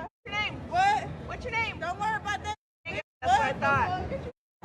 Fascinating behavior. I wish she had someone in her life to teach her that she's not the main character, because this is just embarrassing. But according to witnesses and the affidavit, after she got removed from the boat and the video was taken, it got way worse. She walked under a bridge, climbed onto it, and then pepper sprays down onto all of the passengers from the bridge. Oh, so they were going under a bridge, and then she went out of her way, went on top. Wow. Went on top of a bridge chasing the boat and then pepper sprayed down onto them. What a disgusting human being. It's like a cursed version of like that Disney ride where you can shoot that water cannon at other park goers on the ride. But she, instead of a water cannon, did it with pepper spray. And the people on the boat ranged from babies to elderly, and she just sprayed them down while on probation. How did you not think this was going to be a felony? Ma'am, what the f? So in total, 8 people were hit, including a 3-year-old child and an elderly woman. Victims said that their eyes and skin burned and they had trouble breathing, and the pain lasted a long time. Pepper spray may look small, but it is definitely powerful, and is made from the same chemical that makes hot peppers burn your mouth, but way worse. And in some cases, the boat. Well, congratulations, you just racked up some felonies and got your TikTok account banned, but we'll get to that later. But obviously, adults alone, it can take minutes for them to be able to open their eyes. Even told the kid's mother. It's gonna affect children way longer because they have more sensitive skin and eyes because they haven't been calloused over by the world yet. So I'd imagine that it affected that child for a long time. You need to call the police. That's assault on your baby. And she was definitely right here. And shortly after, she was arrested because the arrest happened because TikTok basically solved the case in real time. Clips started going all around the victims, including a small kid who was hurt. And people also shared pictures of Cassidy with calls for people to find her. And as if things couldn't have gotten worse for her, her probation officer saw the video, recognized her, and alerted investigators. Damn, just like that. So then, of course, to make things even worse, a San Antonio Police Department street crimes officer also knew who she was right away. Crime Stoppers then received multiple tips from people online who identified her. And I guess this is the part where going viral stops being fun, because you can't hide from an app that sends your face to millions of people. So about 11 days later, police arrested her and booked her into Bexar County Jail on a bond of You know she was just thinking she was high and mighty, thinking she got away with that. You know she was like, damn, I got them bitches good. I got them real good. $10,000. The charges against Cassidy are not small, and the law in Texas treats them with real weight. Oh, she did that in Texas? Oh, lady, you're cooked. Oh, no, you're cooked. You're done. She's done. The charges against Cassidy are not small, and the law in Texas treats them with real weight, because third-degree felonies can lead to 2 all the way up to 10 years in prison. And that is before you even consider fines, restitution, or probation terms. There's plenty of room here for some civil cases too, because you could easily have hospital bills here, and then courts also look very closely at cases involving children and older adults, because, you know, the law considers them more vulnerable, you know, because they are. That means prosecutors don't have to work very hard to convince a judge that, hey, this was serious harm. And then again, to make things even worse for her, she was on probation, which makes everything worse, because when someone who is already under supervision still gets arrested, it really sends that message the previous punishment did not have much of an effect. But even though she's 17, she is being charged as an adult, so penalties don't soften just because of her age. I love it. I'm so happy they're charging her ass as an adult. Charge her as an adult and put her in jail for 30 years. This is one of those situations where this one bad decision will likely follow her for a whole long time. But she's now facing 2 counts of injury to a child, elderly, or disabled person with intent to injure, which are third-degree felonies. She's also facing 1 misdemeanor charge of assault causing bodily injury, and third-degree felonies in Texas can lead to 2 to 10 years in prison each. Because she's 17, she'll still be charged as an adult. If she bonds out, she has to remain in house arrest and cannot contact the victims. In other words, she was on her second chance and decided to pepper spray an entire boat because she couldn't turn down her phone. That's stupid crazy. Stories, I've covered it. And what's even more ironic is she actually got banned from TikTok for this. Obviously, wait, what happened? Pepper spray? Like, what's going on? Well, the funny part about this, though, is how fast TikTok solved it. And what's even more ironic is she actually got banned from TikTok for this. Not without putting an absolute idiot. Seriously. What a great way to ruin your life. I love to see it. See, like I said, we need to just take these people that are on their second chances like this. Like, you already gave them a chance, and then on the active probation from that chance, they decided to go and do this. Just put them in jail forever. Just leave them in jail. There's never going to be a time where this person's going to come out and actually do anything with their life. Just leave them in jail. Their life's cooked anyway, right?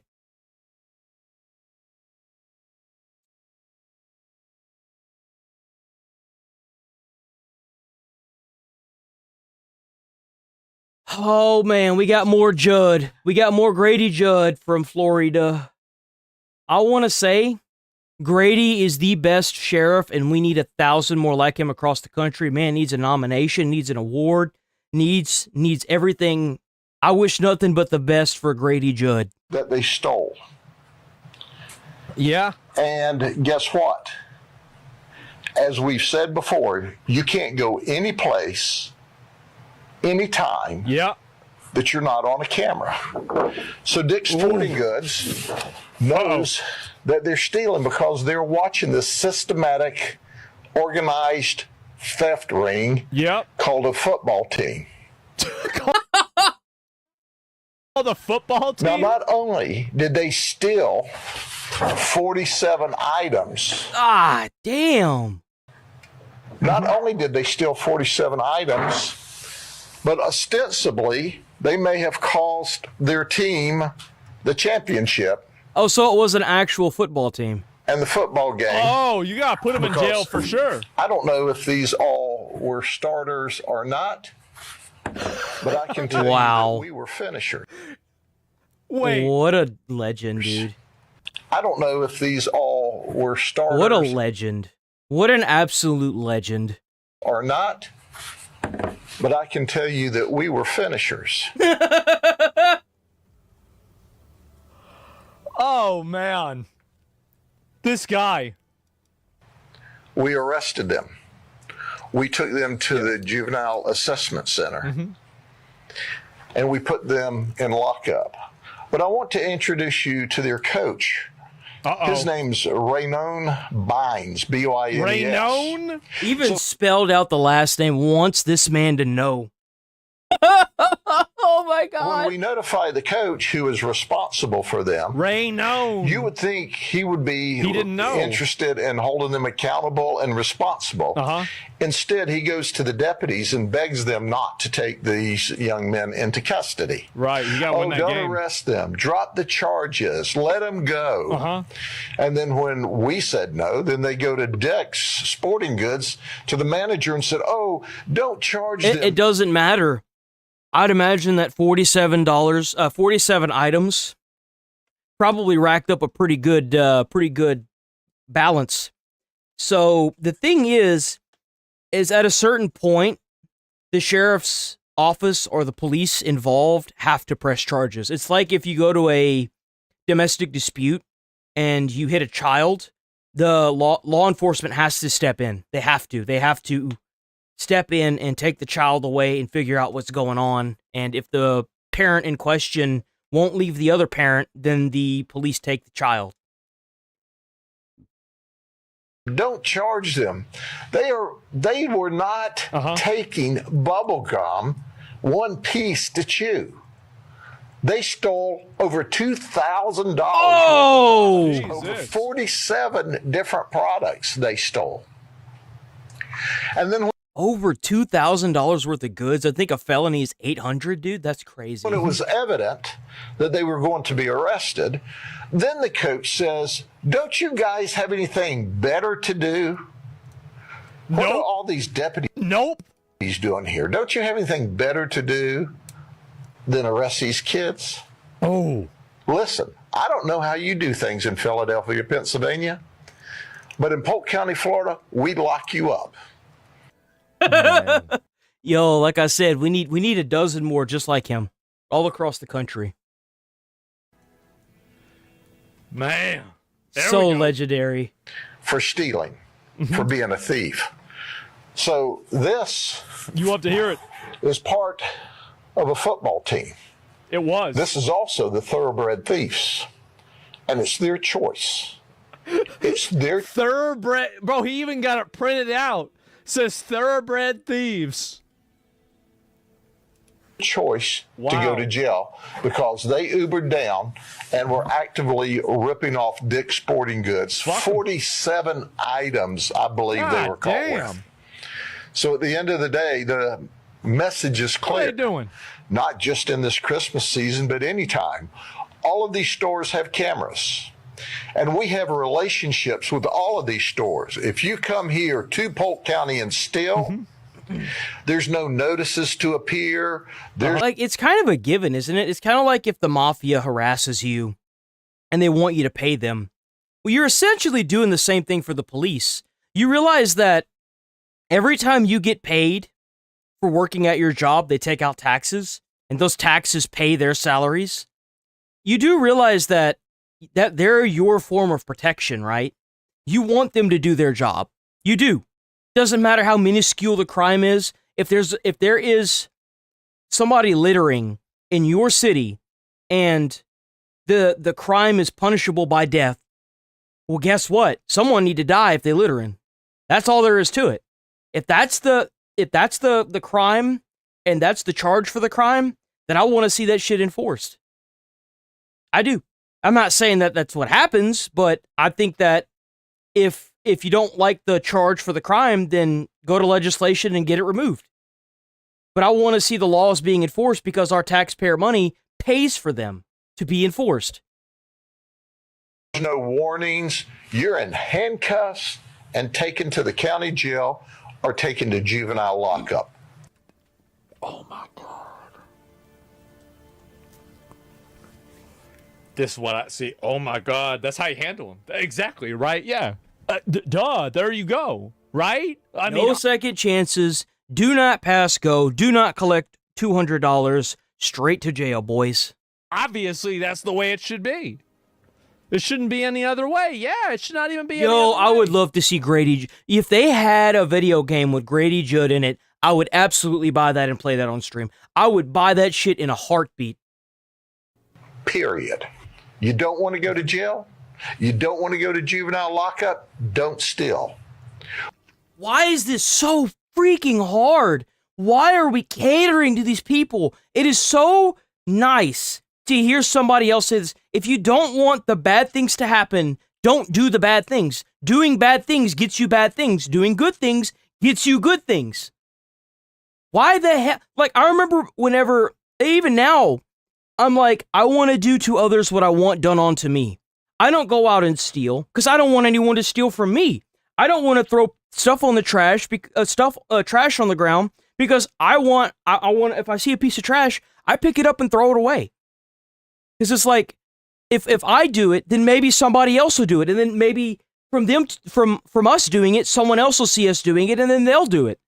Like, why start the cycle of bad whenever it takes one decision to alter everything? Like, why? Why? It's just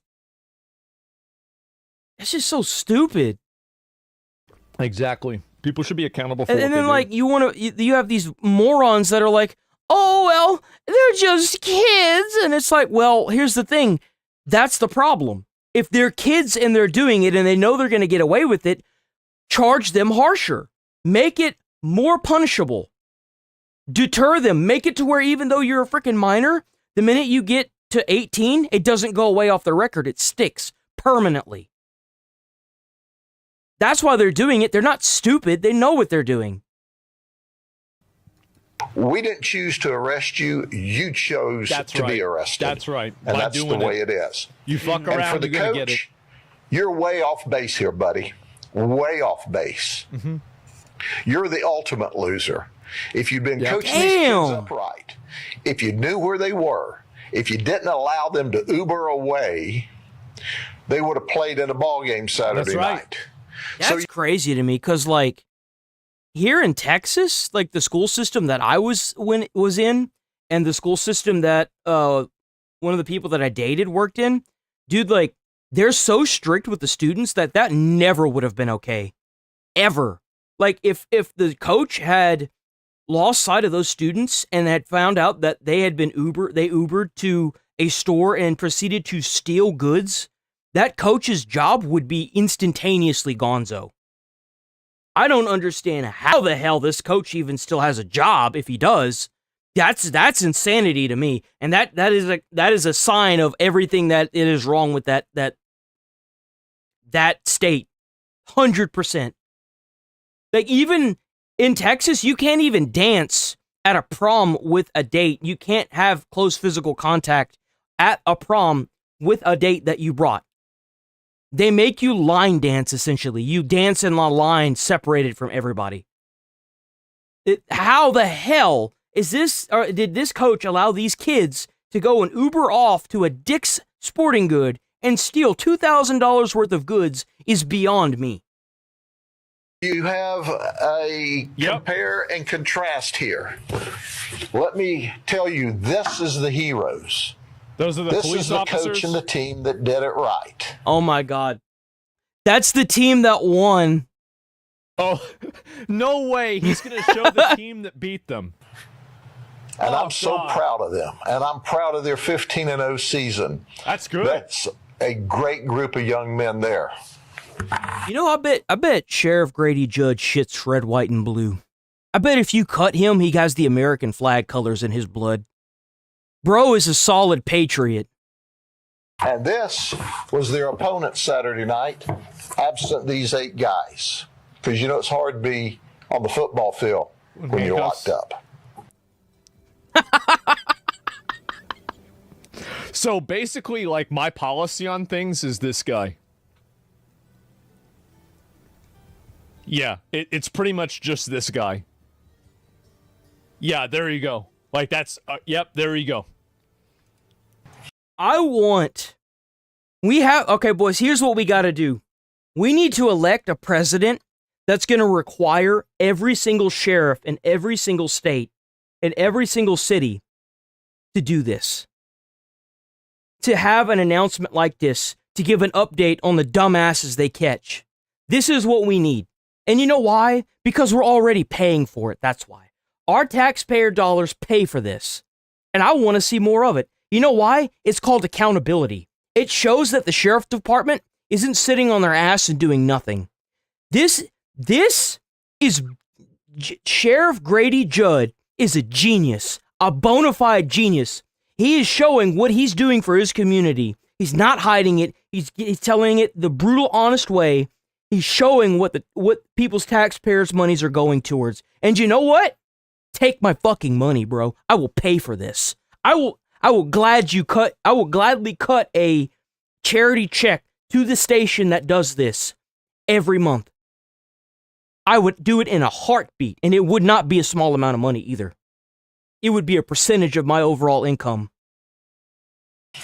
Is there any questions? Any questions? Is this type of organized crime, is this something you see a lot this time of year? Do you know we see theft go up around the Christmas time? Yeah, we're surprised. For obvious reasons. There's a lot of people that need product for gifts in small order. I am hugely frustrated with this. The coaching, the supervision wasn't there, or these kids wouldn't have been running. They really thought that they were going to go to a different state for a football game, steal from that state, and then just bring it all back home. That's really what they thought they were going to do. Yep. These kids knew better. Maybe you steal stuff in Philadelphia, Pennsylvania, and get away with it. Hey, here's a note to people in Philadelphia, Pennsylvania. If you hold kids accountable and responsible, and they know if they go in a store and steal, they're going to be held. They're going to stop doing it because they don't want to fuck their life up. Absolutely. Exactly. Yep. Accountable, they don't do it. That's right. You don't see 8 kids. And you know what'll also help is if you start holding those fucking parents accountable. You start holding their parents accountable, and you start charging these parents again. Whenever these kids do this shit, they're gonna be holding these goddamn kids way more accountable. Money in a store this weekend stealing? Did ya? And there's 850,000 people. Because you don't just do this on a whim. They obviously planned to do this.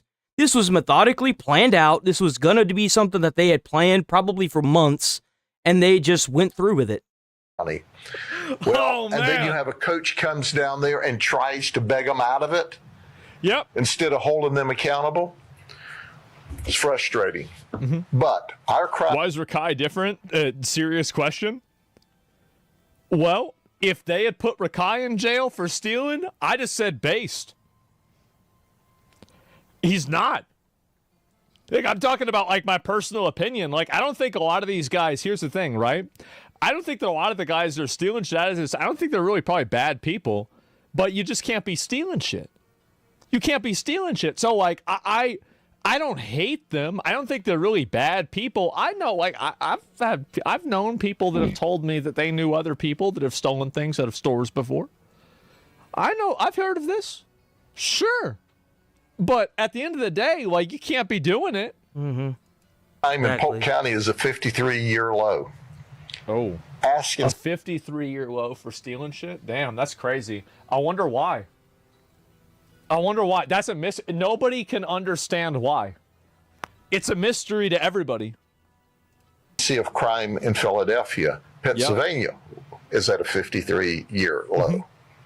There's also 2K versus Rakai's $15. Yeah, that's a poinsettia plant like that's like $7. Like it, not that it's okay to do it, but like I mean, there's very obviously. I think Sheriff Grady Judd is so based, man. I love Sheriff Grady Judd. New York City's cooked. Sheriff Grady Judd, man.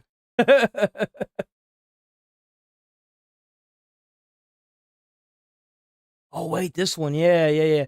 So this lady. We covered this a little bit with Decoy Voice.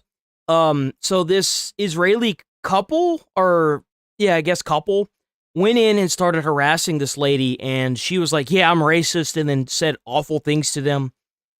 But you don't see that part of it. All you see is her now being thoroughly pissed off and, saying some crazy stuff to the couple, right? Apparently she got like $100,000 from a GoFundMe. And, it's kind of funny. At least a little bit about this. Oh, Jesus. But it seems like it's become even more unhinged over time. Here we go. The more I learn about this Cinnabon incident, we already watched this. What No, already covered it. There should be any rule. Never mind. That sucks. Okay. Hold on. There was another one. Where's it at? This one. We're gonna watch this one. This is Decaf Decoy. This is Decoy's other channel. W Decaf Decoy. He's only got 57K on this, or 50K on this one. Go check him out. W Decaf Decoy Decaf. This is if I ever get to 1 million subs, I'm gonna make a bunch of smaller channels. The mayor-elect is doing when he's not begging for money. If you are not... So, the new Zoran Mandami has a huge thing for money. He's constantly asking for money now. Connecting homeless New Yorkers to the housing that they so desperately need, then you cannot deem anything you're doing to be a success. In what area has giving homeless people housing ever worked out? Because I'm telling you right now, the reason I moved out from LA is beside me in my apartment complex, my last residence over there, it wasn't the richest area, but it was one of the more expensive places I lived in LA, and I never lived in the nice spots. But they built it's not a halfway house. It's not a homeless shelter. It's like that intermediary area where if you're a homeless person and we want to give you a free housing, we're going to give you a voucher. You can be there for free. So it's this brand new state-of-the-art apartment complex. Nobody can actually rent out of there. You just get it. Staph infection. Thank you. Thank you. Yeah, when he's like, I think I have staph, so I got to get this checked out. Incredibly, incredibly contagious. But it's like, yeah, he had staph infection, and they're like, oh, I just need to see a doctor. Like, I'll go to jail. It's like, that's how they treat it. So it's like a guy that has nothing to lose. He doesn't care if he goes to jail. It's actually a positive for them to go visit the jail every now and then also just a part of life for them. You know this guy doesn't mind ruining your day, ruining your month, ruining your life possibly. And yet in New York City, it's become so commonplace that they just let him be there and he's walking around. This should be terrifying. And people with their families just walking by like there's nothing wrong with it. It's like very, very scary that this is what the city looks like. But he's saying, you know what? We haven't been doing enough for this guy. Because obviously, if we give him somewhere to stay at night, he's not going to be up to this during the day. I think that giving a homeless a house or a place to stay is a fantastic idea if it's utilized correctly. You should have these people not necessarily catered to, but you should give the voucher under the premise that they're, number one, Americans. Number two, they have to show up to counseling. They have to show up to drug screening. They have to show up, and they should make this either a weekly or a daily thing in order for them to keep their house. And you have to put them in a work program. I feel like just giving them a place to stay is only half the problem. And you should have it to where somebody goes there daily and checks up on every apartment to make sure that they're not, doing any drugs or like making any meth labs or anything like that, or hoarding a bunch of people there. That's what they should be doing. I don't think that you should shut these people out completely. I think that rehabilitation is a process, and just giving somebody a place to stay is not how you rehabilitate somebody. That's genuinely what I think. Complete naiveness? I don't even know the word, but yeah, completely naive, because he can do that weird fake little smile. But this is also coming from the same guy that said that he wants to make buses free in New York. So, take this with a grain of salt. You know damn good and well he's probably not going to do either. For him, because obviously fast and free buses isn't good enough because they can't deliver on that. The infrastructure is also so bad. The city's just falling apart. What is that? I don't even know what this is. What is that? Yeah, they're telling them to get off the car, like, don't make it worse, don't damage, don't vandalize this vehicle. It's bad enough what they're going through, but what's going to happen to him? Nothing. NYPD's not going to do anything. Even if they come to detain him, what charges is he going to get? He's not going to get shit. He's absolutely right. They're not going to charge him with anything. On the streets the next day, there is literally nothing protecting this lawless society that used to be New York City. New York, but for not people like her, Mom Donnie never would have got elected, because it's always the subset of white woman, college educated, that predominantly own the Democrats predominantly own right now. No, because you have to realize that if they're living in the city, to live in the city in the heart of the city, it's thousands a month. It's above $2,000 a month. Well above $2,000 for a 1-bedroom apartment. It's insanely expensive. Like it's so like people are so priced out of living in New York, it's laughable. So they're already white privileged, mostly white privileged, like Nepo babies for the most part. So it's kind of funny that they would get the least protection because they voted for it. Actually find it hysterical how a lot of Republicans and Trump supporters like to say that colleges and universities brainwash their students to be liberal, when it's like, have they ever just stopped to think that maybe, just maybe, that people that graduate college and are educated with a degree are more likely to lean liberal because they're smarter? No. Just a thought. Just a thought. Yeah, here's the thing. Just a thought. She thinks, oh, when you go to college, you become educated, you become enlightened to something. It's like, no, you just go into another phase of being useless. Oh, I'm sorry, but like from what I saw whenever I went to college, anybody can go to college, bro. Anybody can claim they're smart by studying a test and passing it. Like college was so easy. Anyone can read a book, bro. Anyone can read a book 5 times and pass a class. It's not hard to do. And what's sad is for most people, that's the only common sense they have. College isn't the real life. It's a place where socialism... I actually view college as a construct that puts your life on hold past the age of 18. I do. Like, you don't have to get a job and juggle a job with personal life and school. You typically end up just working at the school. Like, you don't have to juggle. It's just a way to put your life on hold until you turn like 25 or 26 after you get a master's degree. It's essentially a vacation for kids. And it works where everybody's paying exorbitant amounts of money to not be in real life. You're in this small, walkable city that, you go to class, you do your job, which is your classwork. Damn, you go to a bro, you looking... where your food is subsidized for bro, you. Would not want to fuck with you. Look at you.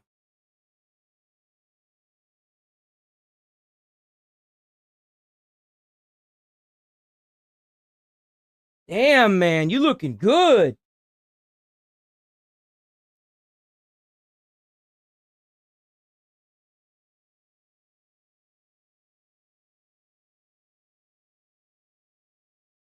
Hey, man, that's okay. You'll get there again.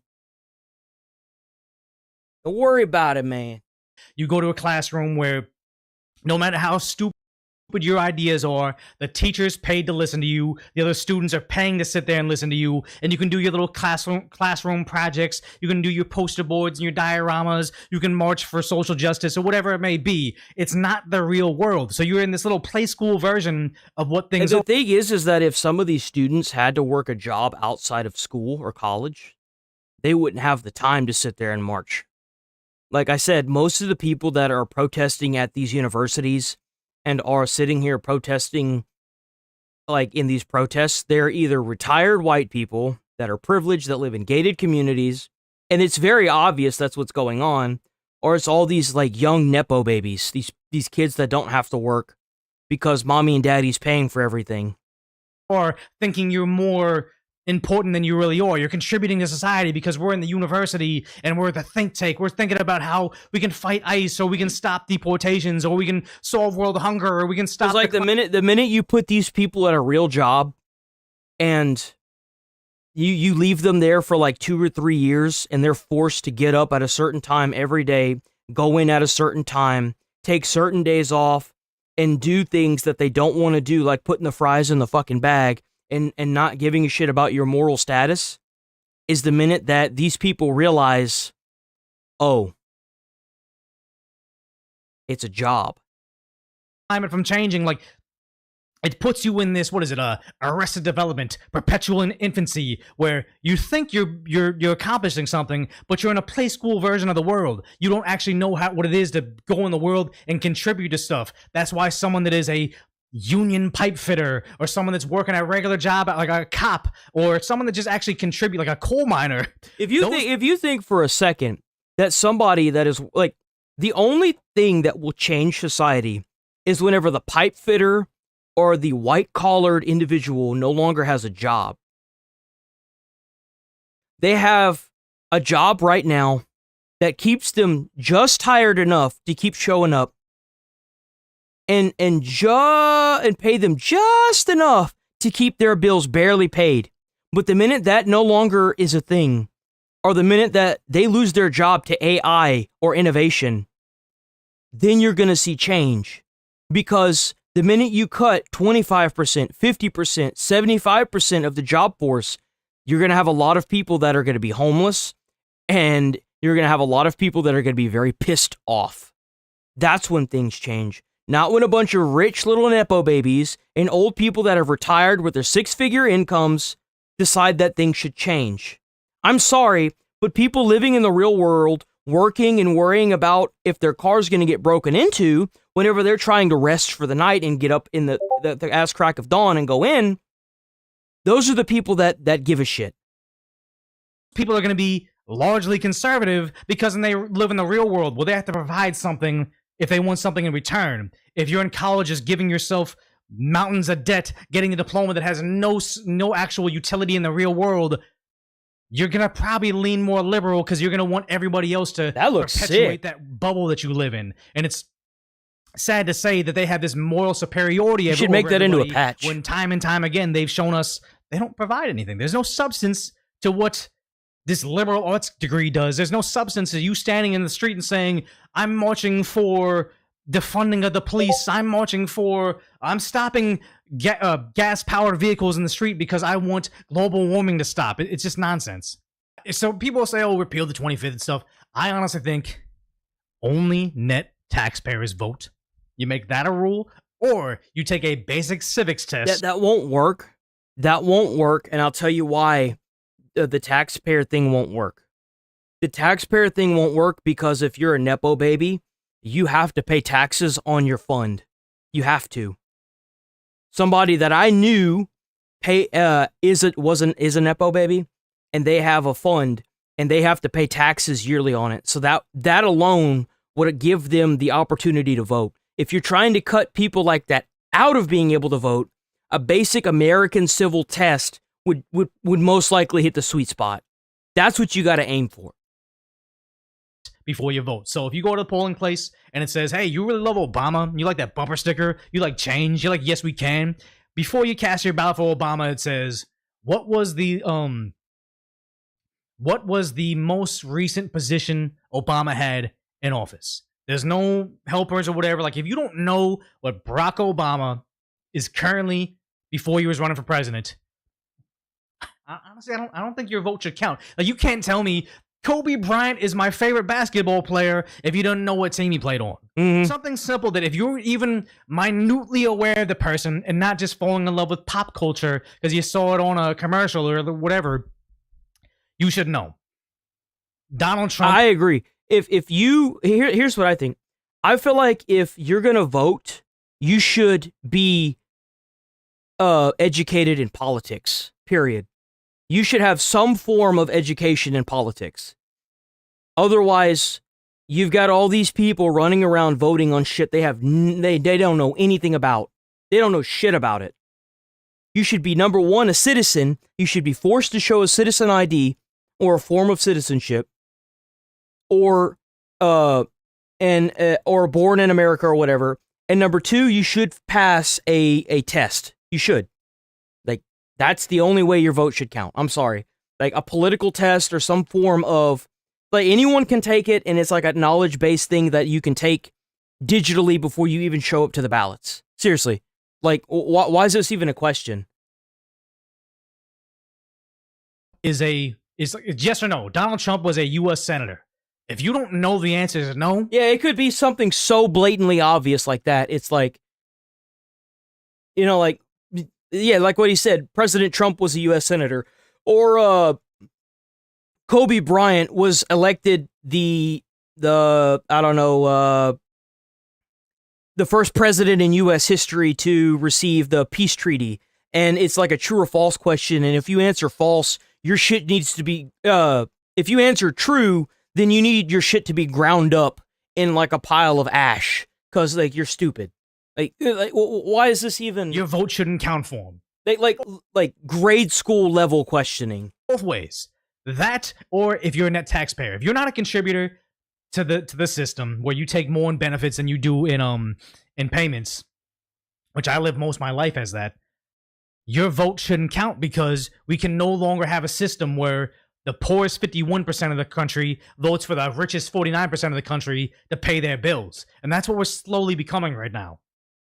What is it? I've noticed a lot of college students have emotional morality and opinions, and I find it very inconsistent as I view through a pure logical lens. And that's what they say. When you're young and you're not liberal, you're heartless. When you're old and you're not conservative, you're brainless. And that's what it is. All Democrat agendas and beliefs and thought and reasoning is based in goodwill. The thing is you can't go based on goodwill anymore. Goodwill in society is dead. That hasn't existed for well over 30, 40 years now. If ever. Like, it's just not something that you can rely on anymore. It's not a thing anymore. If ever.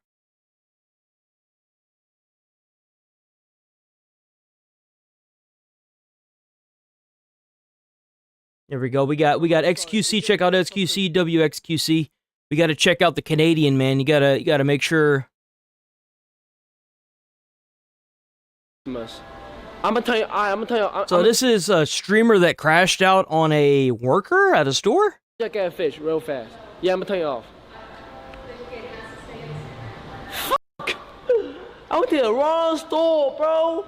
Oh my fucking god! I just got here. 15 minutes. I tried 15 minutes to come here, and you tell me I cannot fucking record.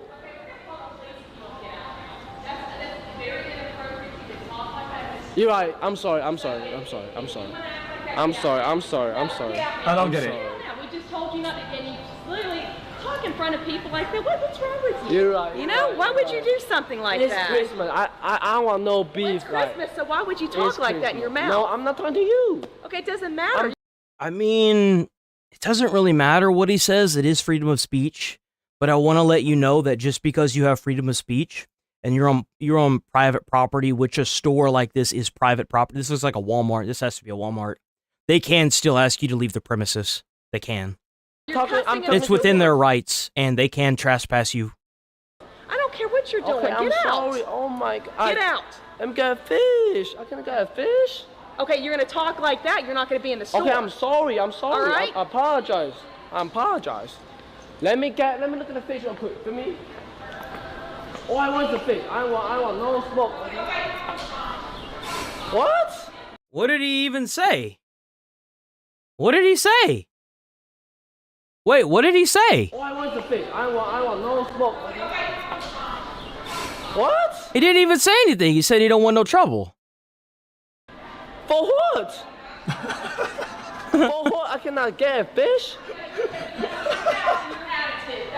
What the fuck I do? What the f?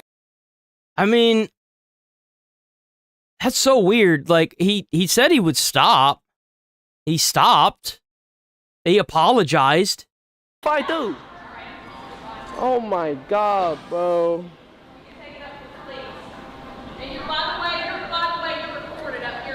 I don't give no fuck, okay?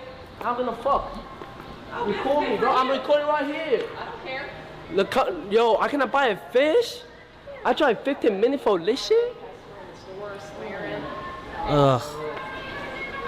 I tried all over here. They tell me I cannot. Why is he walking back? It's Christmas. I cannot buy a fish. Oh my god, bro. Alright, well, it's time to go, I guess. I mean, he's leaving. All he did was say something? I think that's a little bit of an overreaction, I'm not gonna lie. It's a new PR raid. Lock in. I don't get it. You farming emotes? What the fuck are you looking at, bro? Bro, what the fuck? Why is she still following him? He's trying to leave. He actually left the store, like... I mean, he may be a dumbass, but he's leaving. What the fuck are you looking at, bro? Oh, they might get some fish over there. Let's see. At Trader Joe's? Nice parking. What the fuck? Bro, it's on like 4 parking spaces. What is that fucking part? What is that, man? What? Let's see. Good luck, everybody else. Parking. 15. Yo, I'm out of the store. I'm out. I'm not in the passport. What do you want me to do? I'm not in the store.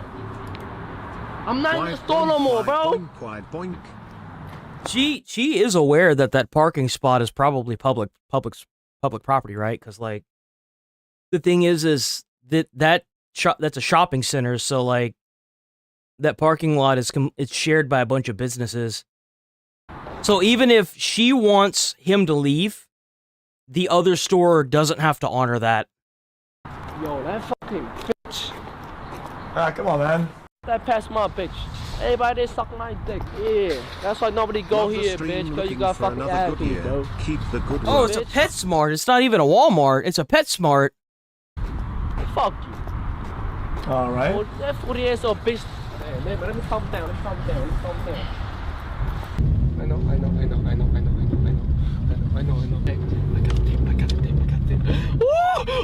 We out. Nah, we out. I don't get it. Wait, what's going on? We're good. We're still good. No seatbelt for speeding. Seatbelt. Oh my god. Seatbelt.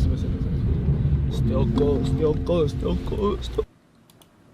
So what? He saw the police and he just like hauled ass. Really. We're good. We're still good. Seatbelt. Oh my god. Still good. We good. We're still good. Chat, we're still good. Yeah, put it back. We're good right now. Chat, listen. We're good. Almost got deported, yo. Oh my god. Yo, chat, we're still good. Yeah, cause fuck that passport. Fuck that fat bitch. I don't give a fuck. Fuck that. PR. W crash out there. I kind of feel like his crash out's a little valid, I'm not gonna lie. Like, he apologized for talking a type of way. There were no customers in the store at the time. Like,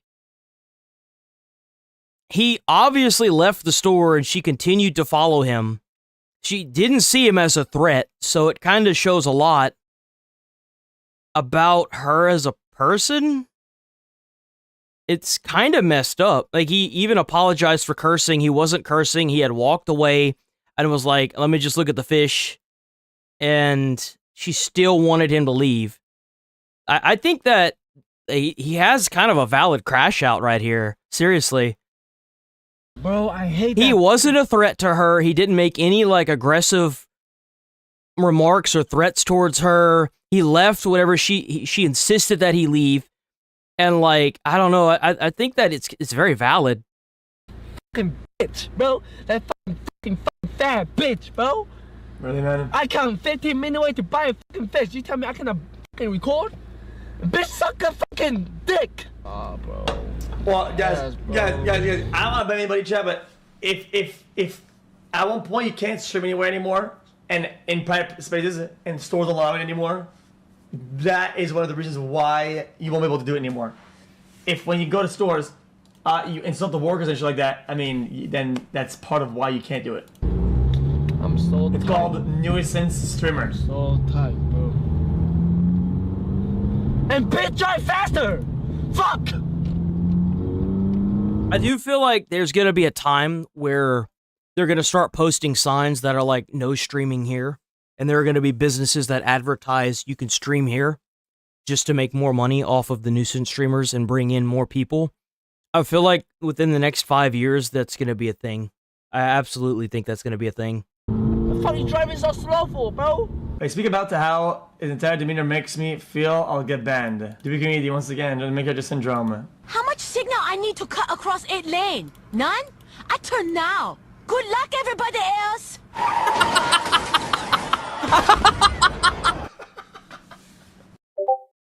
Oh my god.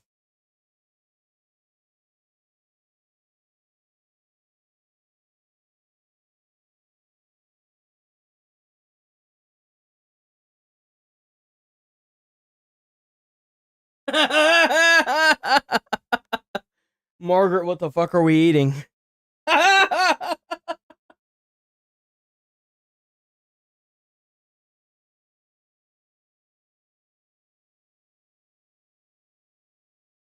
All right, boys. Let's see. What do we got?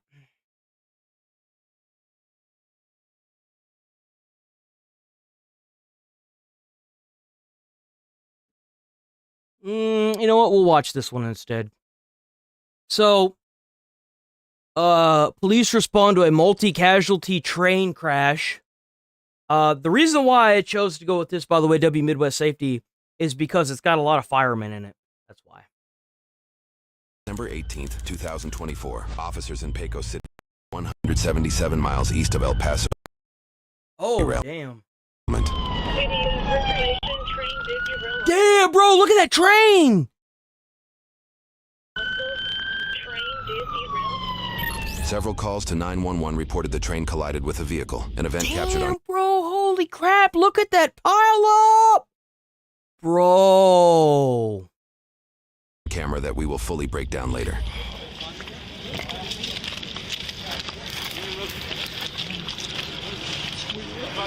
How do you even go about of getting those things turned right side? Jesus, look at that.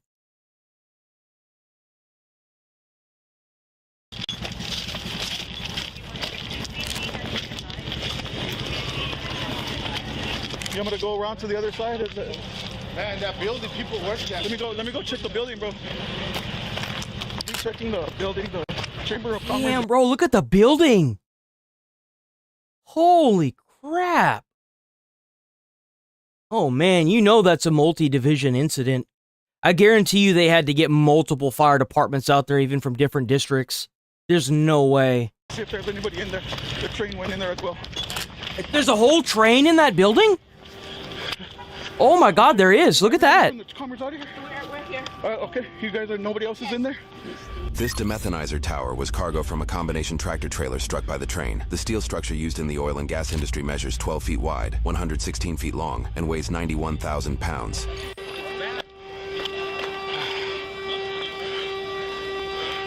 We have a... Do you see anybody else there? Bro, look, it even took out the water tower. Took out the water tower. Oh, is that another train? I don't know if anybody's in there or not. That might be train cargo. I can't see anything. Oh my God, look at that car. Bro, that's a beer can.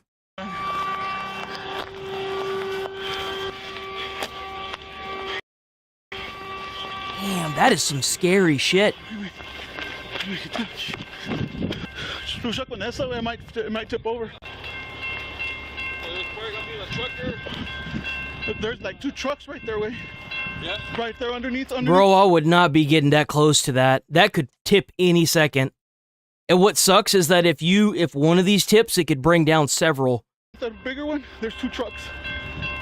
And regular trucks or trucks? No, pickups. No. Bro, why would you get on that? Why would you get on that? Why the hell would you be climbing on that? Even the fire department wouldn't mess with that until it's stable. That's one of the first things we do at any incident that involves a car is we stabilize the car. Why on earth would you be doing that? But they're going to be over here, for sure. It's all over here. Yeah.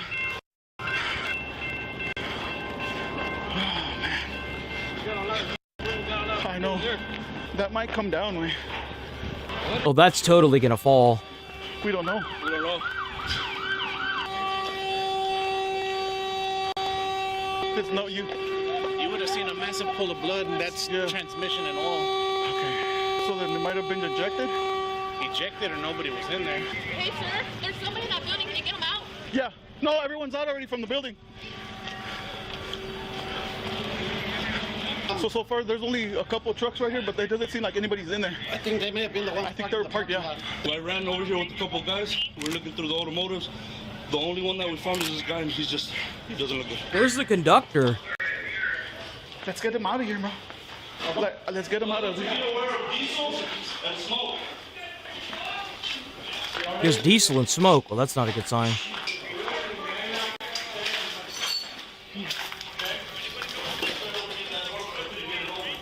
You're probably gonna have to go around. Push up. Why are these people this way? Go around. You don't want to try to break the door open? They should be aware that anything they move in that structure could cause it to collapse. If he opens that door, you could be weakening that structure and you could make the entire thing collapse. There shouldn't be anybody in that building. Well, it's because it's an old door. It won't. Yeah. Nah, but yeah. It's like one of the things that you learn whenever you're in college becoming a firefighter. They teach you about like structural weak points, like how a Walmart, the metal inside that goes across the top, it will elongate before it collapses in a fire. That's what it does. Metal elongates and then collapses. Like. Push it. Yeah, we need to keep everybody up. Yes. Yeah. That thing may not stand. No, yeah. All this structure is falling on top of it. I think the only thing holding down is your keys back there and Somebody in there? No, yeah, we're getting them out. They're all on the other side. There's a bunch of diesel on the other side, bro. And the train is leaking still. As officers finish clearing out the damaged buildings, they quickly discover the first victims. Hey guys, help take out that hose. Take it out.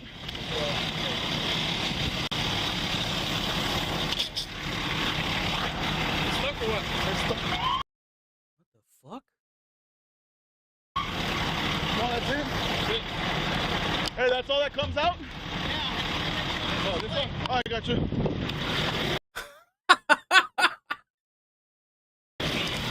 You want to install the way Man, what the hell are they doing? How you got the police, bro? Is that the driver operator? That's an ass chewing right there. Take your lazy ass over there and flick that damn thing out. What are you doing? That's Who is that? That's a cop. Okay, that's a cop. This is Cypress. This is Oak. That's Oak Street. He might be from a different district. Okay. Yeah, there's this one and then the other one, bro. We haven't found the driver yet? We don't know. The conductors? Yeah, where is the conductor? That's where they found. Where is the fire department? And I don't know how traffic it is. Yeah, we book it not pretty bad. So I'm coming. Let them roll.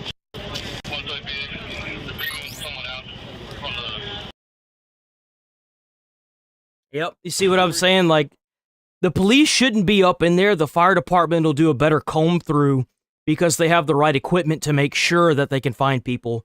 The police should just be cordoning off the area and making sure nobody else enters the buildings and stuff and getting, like, people that could still walk and move away from the area. They shouldn't be combing through that. And let me tell you why. Because if the fire department has to move rubble to pull somebody out and the building collapses with them inside, it could just cause more problems. That's why. I have seen my captain chew out so many police officers that just could not do their fucking job because of stuff that was very similar to this. And he has to sit there and explain it to them because they're low-key, I wish I had known about the plant thing because I'd have been like, yo, we need to get a potted plant for these fucktards. I don't understand how this is so hard to understand. It looks like, yeah, these are just the conductor and engineer ones, yeah, at the beginning of it, so.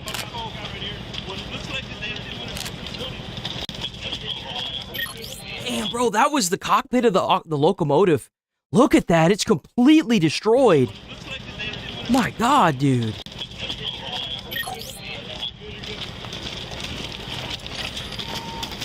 Yo, W firefighter team, and oh, we got some sheriff's members. Okay. So we got a mix of police officers here. I see people wearing tan and I see people wearing blue, so we probably got sheriffs and police.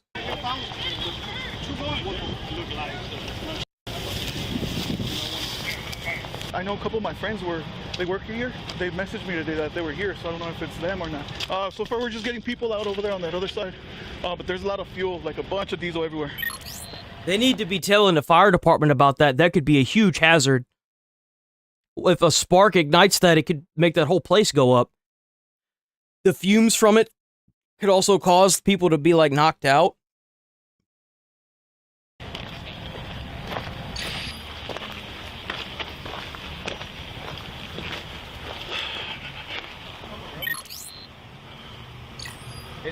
Are they missing anybody, Brenna? The driver of the 18-wheeler. 18-wheeler? Where's the 18-wheeler at? I don't know, sir. So What 18-wheeler? The end of it is over there, the trailer on the other side of the... It hit an 18-wheeler on top of everything, dude. 285, it's just there. Man, that just kind of shows you the kind of devastation that could come from these trains derailing, dude. Like, that's crazy. Took out buildings, 18-wheelers, turned a truck into like a tin can. That's insanity. Trailers over there? The trailer, but not the tractor. We don't know where the cab is. No, sir. Hey, I probably wouldn't go back over there. If all that fuel is over there on the ground, if that thing goes up. It was an 18-wheeler. It was heading northbound. I guarantee it's probably underneath all this rubbish, sir. Yeah. I didn't see it. Yeah, because we already went into the building. It's not in there. Why the fuck did you not say anything to any of the firefighters that were there? There could be a massive diesel and fuel goes up so quick. Not in the building. If it's not up there, if y'all don't hear anybody, I'd go ahead and get down and just stay out, because big nights, it's all going up. Like, not even the firefighters would get on top of that until they made sure it was stable. Like, there's actually a process to everything. It's part of, like, every standard operating procedure, SOP. These police officers going everywhere like this makes it 10 times harder for the firefighters to coordinate what they're going to do. Because if you move one part to try and rescue somebody and there's a goddamn sheriff's officer on top of the freaking thing and it falls over, then you've got to worry about getting them out too. Oh, bro, okay, just making sure. Where are you with Ayala? Wait? Oh, okay, but he's not on the train, is he? Oh, but you guys aren't over here? It really kind of shows you the discipline that the fire department has as opposed to the police department. Because, like, being paramilitary, unless you're captain or the officer running the scene tells you to go up there or stabilize something, you don't go up there or do anything that you're not being told to do. And you've got, like, police officers combing all over this damn place. Bro, it's because we just had not having any accountability or using... Well, I think there might be a buddy system going on. 2 in, 2 out. The train hit a semi and it derailed, bro, and we can't find the conductors or engineers. Can you call them? Can you call it? Yeah, they didn't even realize that one of the conductors was already being taken out. Let me know, bro. Just message me or whatever. Nah, man. I went this way. I didn't see anything. No, but is it fire right now or what? Hey, is there a fire right there? Is there a fire right there? Because they're smoking. There's a lot of steam. Aquí. Yeah. Something's smoking here, bro. They found the body and then they pulled another guy out. Another one? Okay. Yeah, but the one of them is still trapped. Deal with it. Did you say it was smoking? Yeah, right. Yeah, I see it. I see the smoke. Oh, from the... Oh, maybe the jaws. You ever want to see some excitement from a firefighter? If you just stand up on one of them cabs over there, even though you're not supposed to do that, and you yell, "Fire!" you're going to see like 20 of them. They all going to be clamoring, dude. No, it was smoking over there. Oh, it was. That's where all that diesel spread out on. And you're not saying anything. Say something. It's getting heavier, though. Yeah. The smoke. While the police report says officers extinguished smoke coming from a locomotive using a water can, the Reeves County Emergency Services chief later indicated they mistook residual dust from the collision. Well, there's 2 people. One got taken already. That's the conductor? No. Because we're still missing the truck, right? 27. So it's only 3 that got hurt so far. We do have 1 witness. If y'all want to go talk to him. Look both ways, he said. No, I know almost he came out of there, right? Oh, okay, yeah, I spoke to him earlier. Yeah. So you witnessed the whole thing, man? From a little bit far away, but I saw enough. Okay. I was barely coming back from this side, coming into town. I gotcha. And I was like maybe 10, 15 cars back. I saw the two-wheeler on the road. I saw a little motorcycle with cop lights on, so I knew it was something big transporting. Okay. I saw the things go down. I'm a retired firefighter. First thing I saw, I was like, something's gonna happen. And I turned this way, hauling ass. Boom. I saw all the smoke and everything. I was like, I knew it was gonna hit.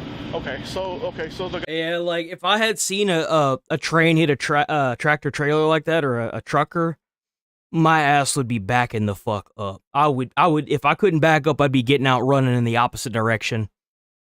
There ain't no way in hell I'd be at least 30 cars away from that shit. You have no idea like how fast that engine's going. You like containers could be flung everywhere. I did see that Shit, let me tell you something. If you ever see somebody at a train track and they haul ass in the opposite direction of the train, you might want to be doing the same thing. You're ever sitting at a train track and you see this random guy just haul assing in the opposite direction from you, don't even ask questions, try to turn around, get out, run in the opposite direction because some shit's about to go down. I did. It's over there. It's still parked right there. So the guy was actually moving the. Yeah, he moved out of the way. The truck driver. So the cab was okay. It did make it, or did it hit? That's the thing. I don't know. I was too far back. My big thing that I think is to look in that field over there. 18-wheelers driving northbound. Train came and hit him. He could have been anywhere on this side, just like these guys, or he could be. Yeah, he's talking about checking this field over here. He could be anywhere in here, especially if he was ejected. If he was ejected, his body could be anywhere here. Probably, like, if you were to, like, do all the way back, it could be anywhere. That train, with it being derailed this badly, must have been going fast. That train was probably going above, like, 45 miles an hour easily. Anywhere. It was an ugly experience to see it and everything. And we started looking for somebody over here, but we didn't see nobody in here. So that's when we started going more back and we found him. He couldn't really speak or anything to us, which he's barely speaking now. So this is the driver for the truck? Where is he at? He's on the other side. Oh, but he is okay. Okay. All right. Oh, so they found him. I'm pretty sure we're just going to be getting cranes and this is going to be going all night. We'll turn off my work truck. That's fine. Just left it out. That's fine. What the f***? Algo me picó, güey. La nalga. The trucker that was with the semi, he actually made it across. He's okay and we have his information. I don't know if it was the engineer and conductor that were in the... two of them were pulled out and then one is still under there, but he's DOA. And then right now we just have the firefighters over there. Damn, one dead. Jesus, man, that means that he's probably just like bits of goo. That sucks. Because there's a bunch of diesel on the other side. Like, it's just spilling everywhere. So, like, here's what's crazy, is that with there being diesel there, the firefighters could dilute it with water. And then what they could do is they could dike it up, like put up like a little barrier so that way it doesn't run off into the sewer systems and stuff, and try to dilute it and skim the top of it. There's a couple things they can do there. But diluting it would probably be their best bet. And the reason for that is if it does light, it would most likely, with how diluted it would be, it wouldn't light very badly. It would still light, but it wouldn't be as bad. And like I said, because it's diesel, it'll float, and they can skim it off the top and try to collect it. We were on the north side. They couldn't use it obviously, but they would dispose of it. Could walk around, but or they could also spray it with foam. Foam would probably be their best bet. See anybody else out there? It was a big load going through because they also had the motorcycle cops kind of guiding him. He was going over the tracks when the. So once they came down, he right away. The guy was an old. I don't think I've ever seen a motorcycle cop directing a train before. I honestly don't think I've ever seen that. Firefighter, and once that happened, he moved out of the way, and that's when the train just came and boom, hit the whole thing. And then there's diesel fuel everywhere. A lot of diesel fuel. I don't know if he's trapped or is it, I don't know. No, he's not. Oh. Shit, another thing they could do is they could spray it with water and pour sand on it. I forgot about sand. You can use sand. The fire department usually uses cat litter. Oddly enough, they use cat litter in buckets and they pour the cat litter on the actual stuff. I completely forgot about the cat litter. Yeah, they use cat litter. Some parts, maybe. It's like, you can see his legs. Truck and I'm leaving. My truck's.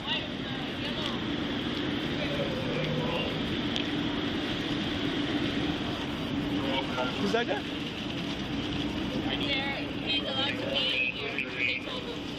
Who told him? They don't want him to be in here. That's why they chose to leave. But then he was all like, they told me I was allowed to be here. What did he say? He's with the IDM or IEM or something like that. It's pretty much EMS, but I was telling him, like, well, I don't care, just leave. Oh, with that one that. Media probably. I got you. There's a semi driver, the one that was hauling the big load.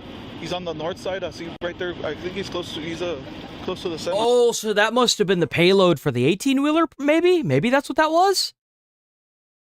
Oh, this looks like it would have been transported with a train. Or close to 285 to the train tracks. Would you be able to just talk to him to see if you can get in, like, what happened? There should be a motorcycle. Talk to him because he was the one who was letting the semi go over the train tracks when this happened. He was like the oversized load. You know, sometimes they have those motorcycles. Oh, it wasn't the train. He wasn't there for the train. He was there for the that 18-wheeler. Oh, I bet he's in a lot of trouble. Why? Maybe I'm through. I already got a witness, but that way we can get his. I bet he was like, no, I wasn't doing that, and then they got the picture of him doing it. Bro. What happened? What he saw? What happened? He's just a commissioner. He's not a investigator. Where's he? Right now, since there is a DOA, they're gonna have to investigate it. Nah, yeah. So far, everybody's been accounted for. We just can't get to that guy right now. This was the driver for the semi. That's crazy. So that means that all this was because of that motorcyclist, that motorcycle police officer, because he waved the 18-wheeler through, even though he shouldn't have. Okay. Him, we probably need to keep our hands on. Yeah. I do. That's what I was just telling him. I said, y'all need to connect because this We'll is get the one over there paperwork. and start doing all this. If y'all need me for anything, just give me a holler. I got you, man. Thank you. Appreciate you. Thank you. No problem. Because it said they were, like they had stopped him to make sure to clear the tracks when the bar started. That's somebody just posted it. Damn, they got the whole damn. Here we go. This is what it looked like. Get the out. Oh!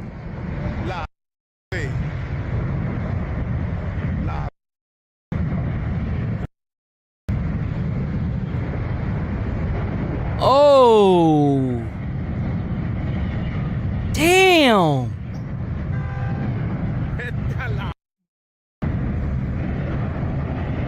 Ah! Bro, that train was going fast, too. Holy shit!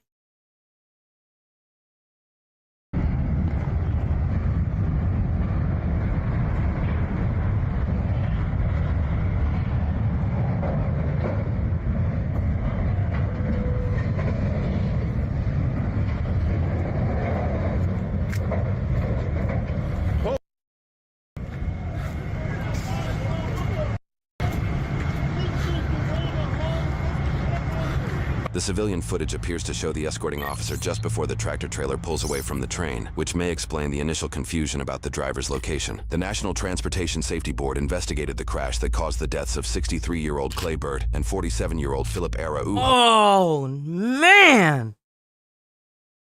Two of them! The engineer and conductor, the NTSB. Oh, damn. So I guess they pulled one out and he was in critical. That sucks. So bad. Examines every detail of derailments, especially catastrophic ones like this, which caused more than an estimated $6 million in damages. 3 people inside the Chamber of Commerce sustained minor injuries, and about 9,000 gallons of diesel fuel leaked. Although many blame the driver for stopping on the tracks, the ongoing investigation shows several serious factors that may have been the true cause. The front 4 locomotives completely derailed, and reports show one engine kept running after the crash. Chief Reeves stated in an investigative interview that officials were not trained on how to shut the engine down. 25 platform train cars also derailed. The report states that I mean, not trained on how to shut the engine down? Who the fuck cares? They were dead. doesn't matter if they were trained or not. A train going that fast isn't going to stop. It doesn't matter how trained you are. Friction is going to keep that train going for at least another mile. Although the head-end locomotive had deflection plates, the semi-trailer was not pushed away, and the demethanizer tower instead... Oh, yeah, look at that. It went straight through locomotive hood and into the windshield. The Federal Railroad Administration notes that studies show limited success for deflection plates. The severe impact and the crushed cab area certainly caused the fatality. Well, you know why? Because deflection plates are triangled. Why would you have a deflection plate that's triangled on a train whenever your cab is above the triangle? Where do you think the deflection is going? It's going in the cab. Why would you have it triangled when you should have it flat and higher? What sense does that make? The NTSB investigation notes this highway was a heavily used... Look, I'll give you a demonstration. Why the fuck would you have a triangle here when you should have it higher and flat? If they had it flat, it would go from bouncing up and over. Even if they made this longer to where it went over the cab and actually protected the cab, it would make more sense. Why would they have it to where it literally, like, the whole thing gets scraped up off the here, straight up into the cab? Like, come on. Over the locomotive hood and into the windshield. The Federal Railroad Administration notes that studies show limited success for deflection plates. The severe impact and the crushed cab area certainly caused the fatalities. The NTSB investigation notes this highway was a heavily used industrial corridor. Over 14,000 vehicles per day reportedly use this segment of US 285, and heavy truck activity reportedly represents 21% of that traffic. In the 10 years before the train crash, there were 89 car accidents in the 2,600-foot stretch of road around the crossing, averaging about 1 crash every 6 weeks. 3 of those accidents were That's crazy. Directly related to the railroad crossing. In the year before the crash, the crossing had 7 incidents in which a driver broke the gate. You remember what I say all the time? Remember that? Remember I said that it takes a lot of things to make a critical failure? There you go. A critical failure isn't a spontaneous event. It's a failure of multiple things that lead to a critical failure. This was a critical failure. The fire department preaches that. The college that I went to preaches that. And I believe it to this day. A critical failure is never a spontaneous event. It is a bunch of things that lead to a critical failure. Including one involving a tractor trailer. The permit for this truck allowed a 145-foot, 198,000-pound vessel. My God, that thing is... Man. Far larger than a standard 18-wheeler, which is typically about 80 feet long and 80,000 pounds. The semi-truck was driven by a single driver for Boss Heavy Haul LLC. Notably, the company completed similar trips in the month before with no incidents. They held all required permits for the oversized load, used 2 escort vehicles, and even requested a uniformed motorcycle officer, although police assistance was reportedly not required. 69 seconds before the crash, the trailer began to cross the tracks but was caught as the railroad signals activated and the gate closed onto the vehicle. Expecting a low-grade railroad crossing, the driver tried to move forward, but the tires spun due to loss of friction. The vehicle was not bottoming out. It had enough clearance to cross. The driver engaged the differential lock to gain traction, but still could not move. With only seconds left, the driver abandoned the vehicle before the collision. From the train's perspective, no warning was provided, only until the crew could physically see the vehicle blocking the tracks. They applied the emergency brakes 11 seconds before impact, reducing speed from 68 miles per hour to 65. The speed limit on the track was... See what I say? I said they was going at least 60 miles per hour, so speeding was no factor. The tractor driver, whose name we are withholding because of the ongoing investigation, had a valid commercial driver's license and a suspension-free record. The conductor and the engineer were also... Well, like... Man. It kind of feels like... And hear me out, it feels like it wasn't even the conductor's fault, and it wasn't even the truck driver's fault. It feels like the infrastructure failed both of them, and to be quite frank, that police officer failed them too. Like, why wouldn't the police officer radio ahead and ask if there are any trains for the track, like that are going to be coming I mean, there's no way to see if a train is going to be going over that. Like, I just feel like there are so many things that could have been done differently that wouldn't have cost the lives of two people. And, I mean, fuck the property damage. Like, the lives are what matters. Fully qualified and compliant. The NTSB ruled out intoxication, mechanical failure, and fatigue, and instead identified the core issue, the slope of the crossing. The tractor trailer was climbing a rise, pulling a long load over a crest, and fighting gravity. What appeared to be a flat Texas highway was, in reality, a trap for a vehicle of this size. In an interview with the president of Boss Heavy Haul, he explained that the escort or steerman operator could have restored traction by adjusting the trailer's height at individual axles using controls located outside the truck. However, he also stated that crossing the tracks should take 2.5 to 3 minutes, far longer than the roughly 60 seconds of warning the railroad crossing allegedly provided. Another oversight involved the Texas Department of Motor Vehicles. Reportedly, the crossing had been designated as low ground clearance in 2019, yet no sign was present. Although the trailer never struck the tracks, such signs warn drivers that a crossing may take longer than usual and could have prompted added caution. Texas DMV also specifically approved this travel route for the vessel itself. An investigative interview confirmed Damn, you know what I just said? It doesn't feel like it's the train's fault, and it doesn't feel like it's the tractor trailer's fault. What did I just say? What'd I just say? Everything failed these men, and two people lost their lives because of it. They did everything they were supposed to do, and these motherfuckers still fucked it up. They failed these men, and two of them, it cost their lives. communication between the train and tractor companies is possible before a major railroad crossing, but the permit issued for the truck was for an oversized load, not a super load, so no advanced communication was required. The key difference is weight. Any load exceeding roughly 250,000 pounds requires a super load permit and communication with train operators prior to crossing tracks. Beyond fixing the grade and updating policy, another solution is a vehicle detection system. Many rural railroad crossings lack any system to alert conductors to slow-moving or stopped vehicles on the tracks. Had the crew been warned, it doesn't even matter that it's rural if it's a known trade route and the Texas DMV sent these men down that path. There should have been better indicators on that railroad crossing. Everything failed these men. That's exactly what I've been preaching this whole damn time. When you see me talking about it's not one thing that leads to a critical failure. It's multiple things always lead to a critical failure. If a fucking power plant explodes, you've got overworked staff, fucking infrastructure that's failing. You've got graveyard shifts with one person. You got fires breaking out every other week. You got old equipment. You got helmets that don't work. You got fucking walkies that don't work. You got fucking hopes and dreams holding the crew together. It's always multiple things. And it may not even be the worker's fault. It was obstructed. They might have slowed enough to prevent fatalities. Fully stopping a train of that size would require at least a couple of minutes of warning and action. In the months following the incident, you're not going to stop a train like that. You're not. You're not going to stop a train that's going 65 miles an hour at under a mile. It's not like it has wheels. It has a track. And the track works on friction. Even if they had hit that to a dead stop, there's no way that train was going to stop before it hit that trailer. This was going to happen. Union Pacific Railroad Company filed a lawsuit against Big Heavy Haul, the driver, and several related logistics and gas companies. But court records show the case was dismissed. The docket does not state why, but it is possible there was a settlement. Union Pacific chose not to continue, or details from the NTSB report led them to drop the case. As of this posting, no criminal charges have been filed. Man, that's crazy. That's awful. That's so sad, dude.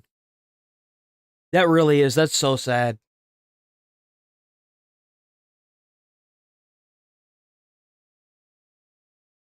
No, that truck should have never been there. That truck should have never been anywhere near those tracks. That's so sad, man. All right, boys, we rolling up out of here. I can't believe it's already Thursday. Tomorrow's Friday. That's crazy. Oh, we gonna be back on tomorrow bright and early, boys. Tomorrow bright and early. See you boys tomorrow. Stay safe out there. Be friendly. Try to put a smile on someone's face. You might change their whole day or their whole life. You never know. And, I'll see y'all boys tomorrow. Take it easy out there. Let's see.